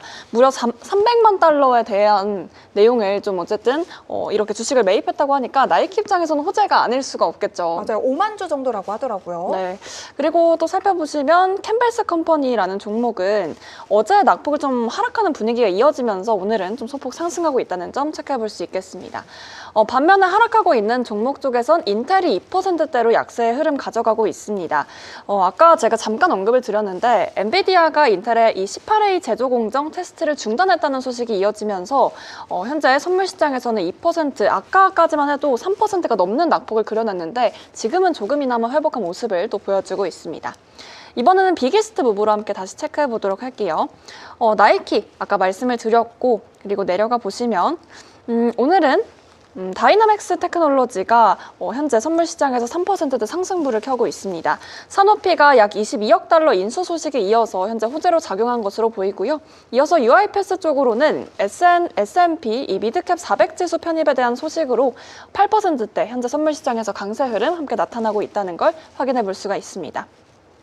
전반적으로 종목들이 어쨌든 이 산타랠리를 맞이하고 있는 만큼 좀 기대감에 작용을 하고 있지만 아직까지는 조금 뭔가 잔잔한 흐름을 보여가고 있는데 정규 시장에서는 얼마나 또 많이 올라줄지 기대감을 충분히 갖고 있는 모습이긴 하고요.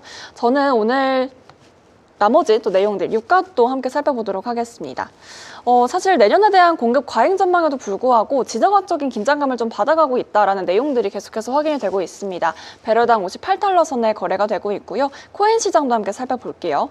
최근 변동성이 굉장히 좀 짙은 내용이다라고 파악이 되고 있는데 위험자산 랠리에는 탑승을 좀 못한 그런 코인 시장을 확인해 볼 수가 있습니다. 일각에서는 금값에 대해서 조정이 어느 정도 와야지만 코인 시장이 다시금 회복할 수 있는 여력이 보일 것이다라는 시각도 존재하더라고요. 현재는 87,000달러 선에서 비트코인 거래가 되고 있습니다. 금은 구리도 마지막으로 체크해 드릴게요. 금과 은, 구리 쪽으로는 모두 현재 파란, 초록불 켜며 움직이고 있습니다. 미국의 카리노바해 지역에 이 병력에 대해서 증대를 하면서 긴장이 좀 고조되고 지정학적인 긴장감에 따라서 또 호재로 작용하면서 계속해서 최고치를 경신해가고 있는 모습이죠. 은 가격 같은 경우는 벌써 온스당 72달러 선에서 거래가 되고 있는 모습 확인되고 있습니다. 알겠습니다. 김민 캐스터가 오늘 시장 분위기가 약간은 좀 조용한 것 같다라는 이야기를 해주셨는데 연말연시 홀리데이 시즌에는 거래량이 적어질 수밖에 없습니다. 다만 거래량이 적은 만큼 작은 매수세에도 큰 상승이 나와줄 수 있는 어떻게 보면 좋은 기회이기도 하니까요. 이러한 기회들 여러분들이 한 번쯤 잡아가 보시면 좋을 것 같습니다. 이번에는 구윤우 캐스터와 함께 이 시각 나오고 있는 주요 외신들의 헤드라인도 살펴볼게요. 네, 블룸버그에서 갓 나온 소식 짚어보겠습니다. 첫 번째 소식은 우리 LG 에너지 솔루션에 대한 이야기를 해보려고 하는데요. LG 엔솔이 4조 원대 자산 매각이라는 통 큰 결단을 내렸다고 해요. 미국 혼다와의 합작 공장 건물을 다시 혼다 측에 넘기기로 한 건데요. 건물을 팔고 다시 빌려 쓰는 방식으로 무려 4조 2천억 원의 현금을 확보해서 재무 건전성을 높이겠다는 전략이에요. 요즘 전기차 시장에 찬바람이 쌩쌩 불면서 포드가 9조 원대 계약을 취소하는 등 쉽지 않은 상황이 벌어지죠. 게다가 지난 9월에는 조지아 공장 건설 현장에서 한국인 근로자가 구금되는 안타까운 사건도 있었습니다. 하지만 LG는 멈추지 않죠. 애리조나에 원통형 배터리 전용 공장을 짓고 또 미시간에서는 미국 내 최초로 ESS 전용 배터리 양산에 들어가면서 포트폴리오를 다변화하고 있는데요. 전기차를 넘어서 에너지 저장 장치 시장까지 섭렵하려는 우리 LG 엔솔, 이 위기 돌파 시나리오가 어떻게 작용할지 궁금해지네요. 알겠습니다. 첫 번째 이슈로 LG 엔솔, 그러니까 LG 에너지 솔루션의 소식까지 짚어봤고요. 두 번째 이슈로 바로 넘어가 볼게요. 네, 두 번째 소식은 조금 긍정적인 소식 가져와 봤습니다. 올 한 해 기후가 좀 지구가 아프다 이런 생각을 저만 한 거 아닌 것 같은데 그렇지만 이 완전히 나쁜 소식만 있었다는 건 아니라고 해요. 영국의 기후 연구기관에 따르면 2025년 전 세계 청정 에너지 투자 규모가 2조 2천억 달러로 역대 최고치를 기록할 전망이라고 하고요. 태양광 그리고 풍력뿐만 아니라 배터리와 전력망 투자까지 크게 늘었다는 건데요. 아직 충분하지는 않지만 10년 전과 비교하면 확실히 많이 달라졌다는 평입니다. 올해는 재생에너지 설비가 사상 최고 수준으로 늘었고요. 또 배터리 가격도 눈에 띄게 내려왔죠. 인공지능 덕분에 기후 연구와 날씨 예측도 더 빨라지고 정확해졌다는데요.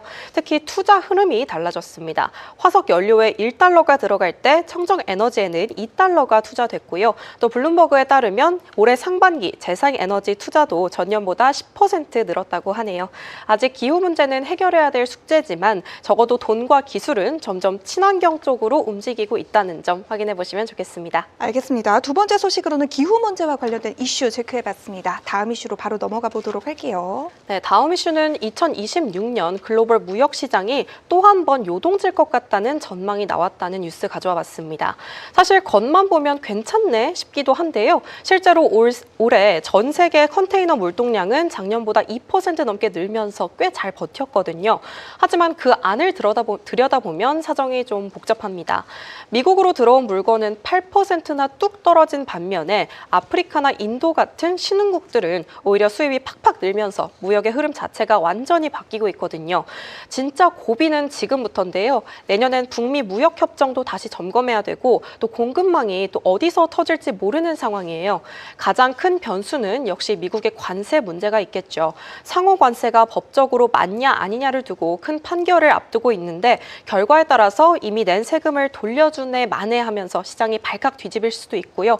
한마디로 정리하자면 2025년이 무역 질서가 확 바뀐 해였다면 2026년 내년은 그 변화의 파도가 본격적으로 몰아치는 진짜 승부처가 되지 않을까 싶습니다. 알겠습니다. 내년 1월에 나올 트럼프 대통령의 관세 위헌 판결 여부에 대해서도 한 번쯤 관심을 가져보시면 좋을 것 같습니다. 다음 뉴스로 넘어가 볼게요.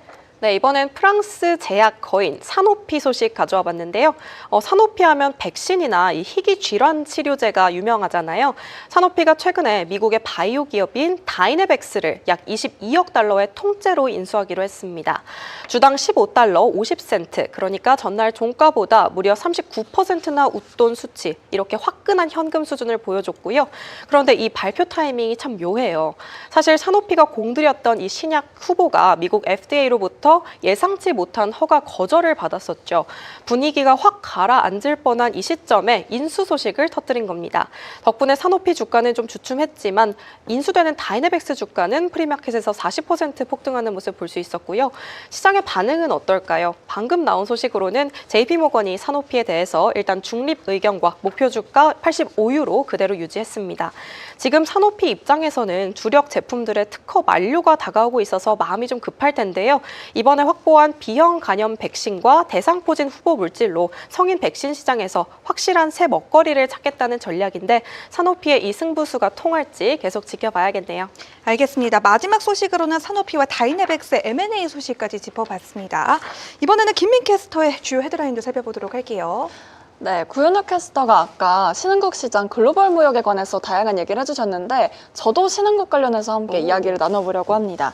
이 신흥국 시장이 최근 2025년 들어서 굉장히 호황을 맞이하고 있다라는 내용의 헤드인데요. 26년에는 어떤 일이 일어날까라고 하면서 좀 어떤 내용일지 좀 궁금하게 하는 분위기긴 하죠. 내용을 좀 살펴보시면 그리스, 칠레, 체코, 루마니아 등 여러 국가의 증시가 굉장히 호황을 맞이했다라는 내용을 좀 확인해 볼 수가 있었는데 이 퍼센테이지가 얼마나 올랐을지 함께 얘기를 해보고 싶거든요. 혹시 예상하건대 몇 퍼센트 정도 혹시 최대로 올랐을 것 같아요? 전 알고 있어요, 정답을. 전 모르겠네요. 제가 오늘 이 기사를 저도 네. 읽어봤는데 그리스 아테네 종합지수가 44%, 칠레 네. S&P 입사지수, 그리고 체코의 PX지수가 50% 이상, 루마니아 베트지수가 42% 급등했다고 하는데 맞을까요? 맞습니다. 어떻게 그렇게 다 꿰고 계신지. 저도 이거 읽었거든요. 이렇게 아무튼 이런 종류로 정말 많이 올랐다고 하는 내용이 확인이 됐는데 25년이 좀 변화의 해다라고 말을 하면서 미국 중심의 투자 흐름이 신흥국으로 어느 정도 옮겨질 수 있을 것이다라는 기대감도 충분히 자아내고 있다고 하니까요. 미국 중심의 뭐 어떤 금융 시스템이 전반적인 내용이 사실 우리 다 같이 살면 좋잖아요. 그런 식으로 좀 신흥국 시장, 특히나 인도 시장 같은 부분들이 확인이 된다고 하니까 26년에는 어떤 식으로 글로벌 무역이 흘러갈지 이 점도 체크해 보시면 좋을 것 같습니다. 이어서 두 번째 내용도 함께 살펴볼게요. 마켓워치 쪽에서 오피니언이 나왔습니다. 양자 컴퓨팅 분야가 여전히 저렴하다라는 내용의 기사인데요. 과학적인 개념보다는 제로 그리고 산업화가 더 중요하다고 언급을 하면서 다만 이 양자 컴퓨팅 분야는 변동성이 좀 심하다. 그렇기 때문에 이 장기적인 관점으로의 신중론이 필요하다라고 언급을 해주셨는데 우리가 이 양자 컴퓨팅 얘기를 할 때는 항상 시점에 대한 이야기 그리고 현재 산업에 대해서 적용이 가능할 것인가라는 부분들에 대해서 항상 빼놓지 않고 나오는 문제인 것 같아요. 마켓워치에 나와 있는 이 오피니언뿐만이 아니라 양자 컴퓨팅이라고 하면 끊임없이 빠지지 않는 내용이 이 퀘스천 마크이기 때문에 이런 부분들이 좀 해결이 되어야만 우리 사회에서 조금 더 좀 포트폴리오 비중을 넓혀가는데 긍정적인 부분이 되지 않을까라는 생각이 듭니다. AI도 상용화가 지금 약간은 뭐 퀘스천 마크인 마당에 우리가 양자 컴퓨팅까지 고민을 해봐야 된다면 그 고민은 조금 더 깊어지는 것 같습니다. 다음 기사가 있다면 넘어가 볼게요. 네, 저는 오늘 속보는 여기까지 하고 다음에 이제 넘어가도록 알겠습니다. 하겠습니다. 바로 토스를 네, 그럼 해주시는 구윤욱 거군요. 캐스터의 특징 좀 저 바로 넘기는 거 들어볼게요. 아닙니다. 네, 알겠습니다. 첫 번째 특징주 바로 들어가 볼게요. 요즘 반도체 투자하시는 분들이라면 브로드컴 이야기가 빠질 수가 없죠. 요 엔비디아만큼 무섭게 성장하는데 배당까지 잘 주는 효자 종목으로 불리고 있는 브로드컴 살펴보겠습니다. 정규장에서 2.3% 올랐고요. 현재 프리마켓에서도 0.3% 오르고 있는 모습인데요. 최근 트럼프 행정부가 중국산 반도체 관세 당분간은 매기지 않겠다 이렇게 공식화하면서 반도체주들의 훈풍이 불었죠. 덕분에 엔비디아와 함께 브로드컴도 2% 넘게 시원하게 올려졌습니다. 브로드컴의 진짜 매력은 숫자로 증명되는데요. 지난 분기 AI 반도체 매출이 전년보다 무려 76%나 뛰었는데 다음 분기 가이던스는 더 대단해요. 무려 82억 달러. 작년이랑 비교하면 AI 칩 매출이 딱 1년 만에 2배 이상 불어난다는 소리거든요. 여기에 투자자들이 가장 열광하는 포인트가 하나 더 있죠. 바로 바로 730억 달러, 우리 돈으로 약 100조 원에 달하는 엄청난 AI 수주 잔고입니다. 앞으로 1년 반 동안 배달할 수 있는 물량이 이미 꽉 차 있다는 건데 이건 향후 실적이 떼어놓은 당상이라는 확실한 보증수표나 다름없겠죠. 이런 역대급 성적표에 월가 전문가들도 입을 모아서 찬사를 보내는데요.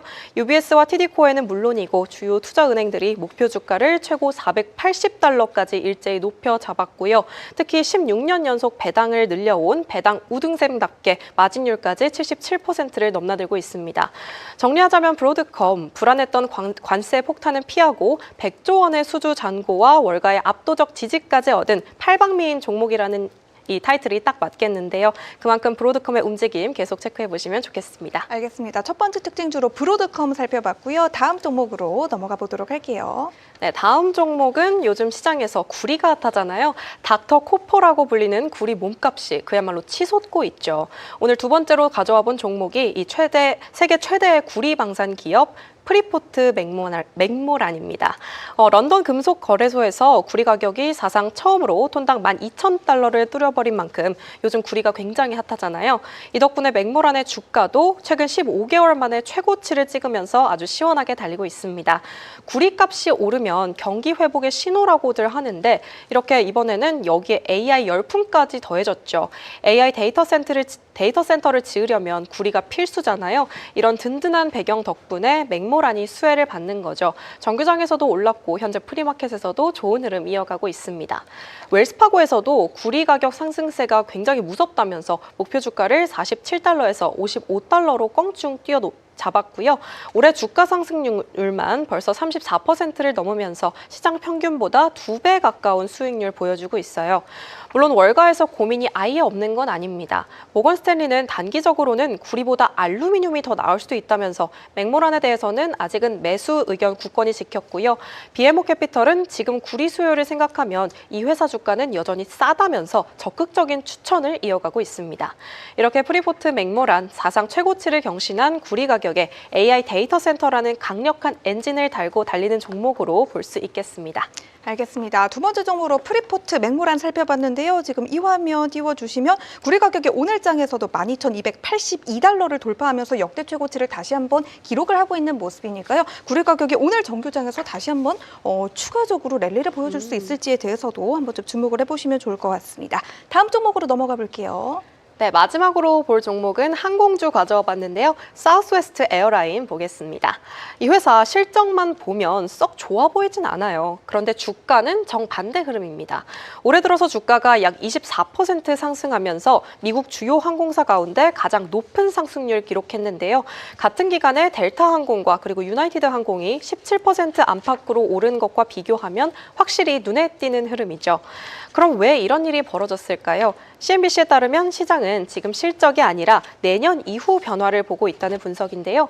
레이먼드 제임스 항공 담당 애널리스트는 수요가 아니라 회사의 전략 변화가 주가를 끌어올리고 있다고 딱 잘라 말했다고 해요. 핵심은 바로 좌석 정책의 대전환인데요. 사우스웨스트는 내년 1월 27일부터 수십 년간 유지해온 자유석 제도를 폐지하고 전 기단에 지정 좌석제를 도입한다고 합니다. 여기에 앞쪽 좌석은 추가 다리 공간을 제공하는 유료 좌석으로 판매하는 변화만으로도 내년 세전 이익이 약 10억 달러, 2027년에는 15억 달러까지 늘 수 있다고 하고요.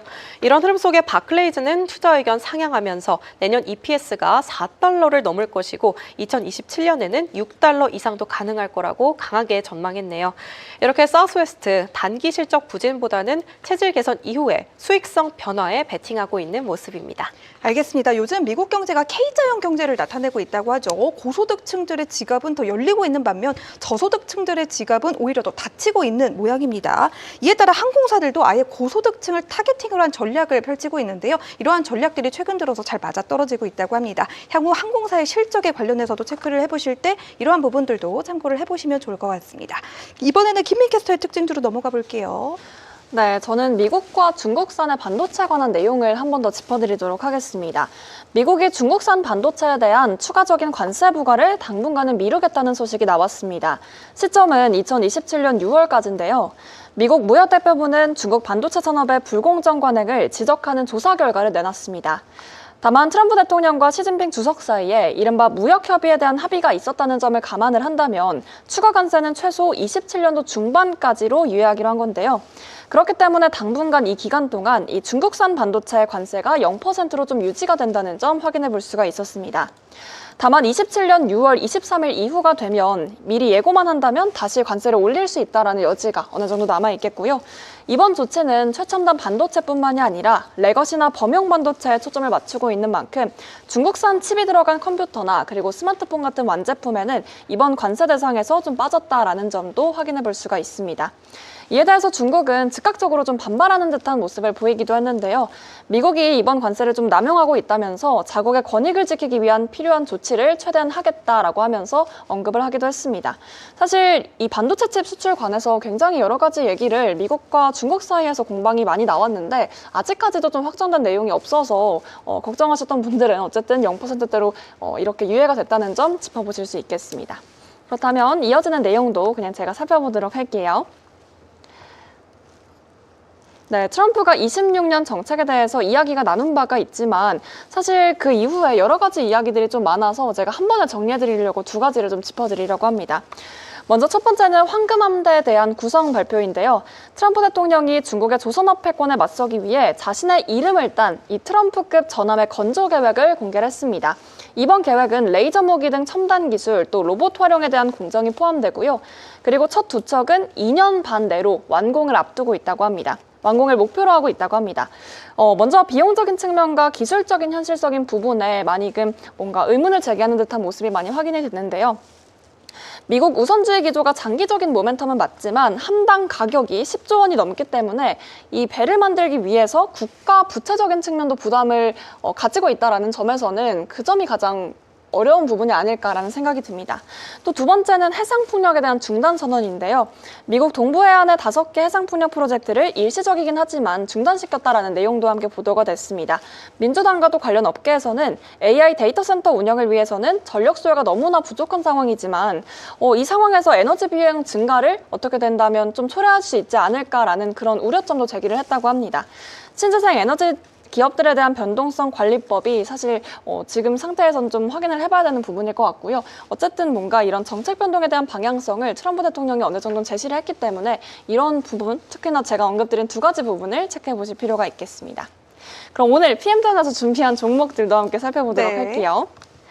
네, 아이온큐가 한국과학기술정보연구원이 이 미국의 양자 컴퓨팅 회사가 파트너십을 연장하면서 차세대 양자 컴퓨팅을 한국에 공급하기로 했다라는 내용이 확인이 됐습니다. 이 장비의 경우에는 한국과학기술정보연구원이 운영하는 국내 최대 슈퍼컴퓨터 한강에 연결이 된다고 하는데요. 그래서 이 기존 슈퍼컴퓨터와 양자 컴퓨터를 쓰는 환경이 국내에서 처음으로 만들어지게 된다는 점입니다. 연구자들은 현장에 직접 가지 않아도 이 보안이 강화된 클라우드를 통해서 원격으로 시스템을 이용할 수 있고 또 대학이나 연구기관 그리고 기업들에서도 함께 활용을 할 수 있다고 하는데요. 아이온큐 측은 이번 협력이 한국과 회사 이렇게 모두에게 중요한 계기가 될 것이라고 언급을 했습니다. 한국의 연구 과제를 해결하는 데 자사의 최신 양자 기술을 쓰기로 했다라는 점도 다시 한 번 더 강조를 했고요. 한국과학기술정보원 역시도 이번 프로젝트를 통해서 양자 컴퓨팅을 연구 차원에서 머무르지 않고 실제 산업과 현실 문제에 적용하겠다라는 그런 계획과 목표도 함께 세웠습니다. 오늘 양자 컴퓨팅 얘기를 두 가지나 들었는데 그러게요. 실제로 산업화에 적용이 될지가 역시나 이번 내용에서도 관건으로 확인이 되는 만큼 이 점에 대해서 유심히 짚어보시는 게 좋겠습니다. 그럼 마지막 내용도 함께 확인을 해볼게요. 미국이 H-1B 취업비자 제도를 크게 바꾼다는 내용도 보도가 됐습니다. 미국 국토안보부는 고숙련 외국인 근로자를 대상으로 한 H-1B 비자를 이제는 추첨이 아니라 이 임금이 높은 사람부터 우선적으로 배정하겠다라는 내용을 밝혔는데요. 그동안은 신청자가 몰리게 된다면 무작위로 추첨하는 방식을 사용을 했었는데 이제는 이 방식이 거의 사라진다고 보시면 될 것 같습니다. 이번 결정은 한국인 근로자 300여 명이 구금 혹은 추방이 되면서 논란이 됐던 조지아 사태 이후 더욱더 주목을 받는 것으로 확인이 됩니다. 한국 근로자들에게도 민감한 이슈로 좀 떠오른 내용인 만큼 눈여겨보시는 분들이 많을 텐데요. 미국 이민국이 확정한 최종안을 보면 이 비자는 매년 6만 5천 개로 제한이 된다고 하고요. 여기에 또 미국의 석사나 혹은 박사학위를 받은 사람에게는 2만 개를 별도로 배정한다고 합니다. 이렇게 악영을 막기 위해서 신규 H-1B 비자 신청 수수료도 함께 크게 올린다고 하는데요. 기존 1,000달러 수준에서 10만 달러까지 인상하는 내용이 트럼프 대통령의 행정명령에까지 그대로 반영이 됐다고 합니다. 이번 이민국은 제도 변경이 더욱더 높은 임금과 또 숙련도가 높은 인력을 유치함으로써 미국의 경쟁력을 좀 높이기 위한 방안이라고 함께 밝히기도 했습니다. 알겠습니다. 제가 알기로는 트럼프 대통령이 이번 행정명령에 대해서 기업들이 비용이 들어가기는 하지만 그만큼 훌륭한 인재들을 유치할 수 있기 때문에 나름 매력적인 조치일 것이다 라고 발언을 한 걸로 알고 있는데요.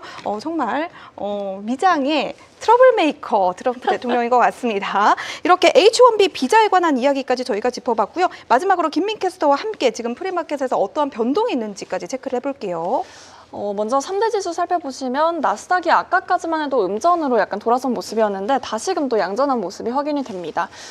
전반적으로 굉장히 보합권의 움직임 보여주고 있는데 아무래도 굉장히 좀 시장이 좀 한산한 분위기가 이어지고 있죠.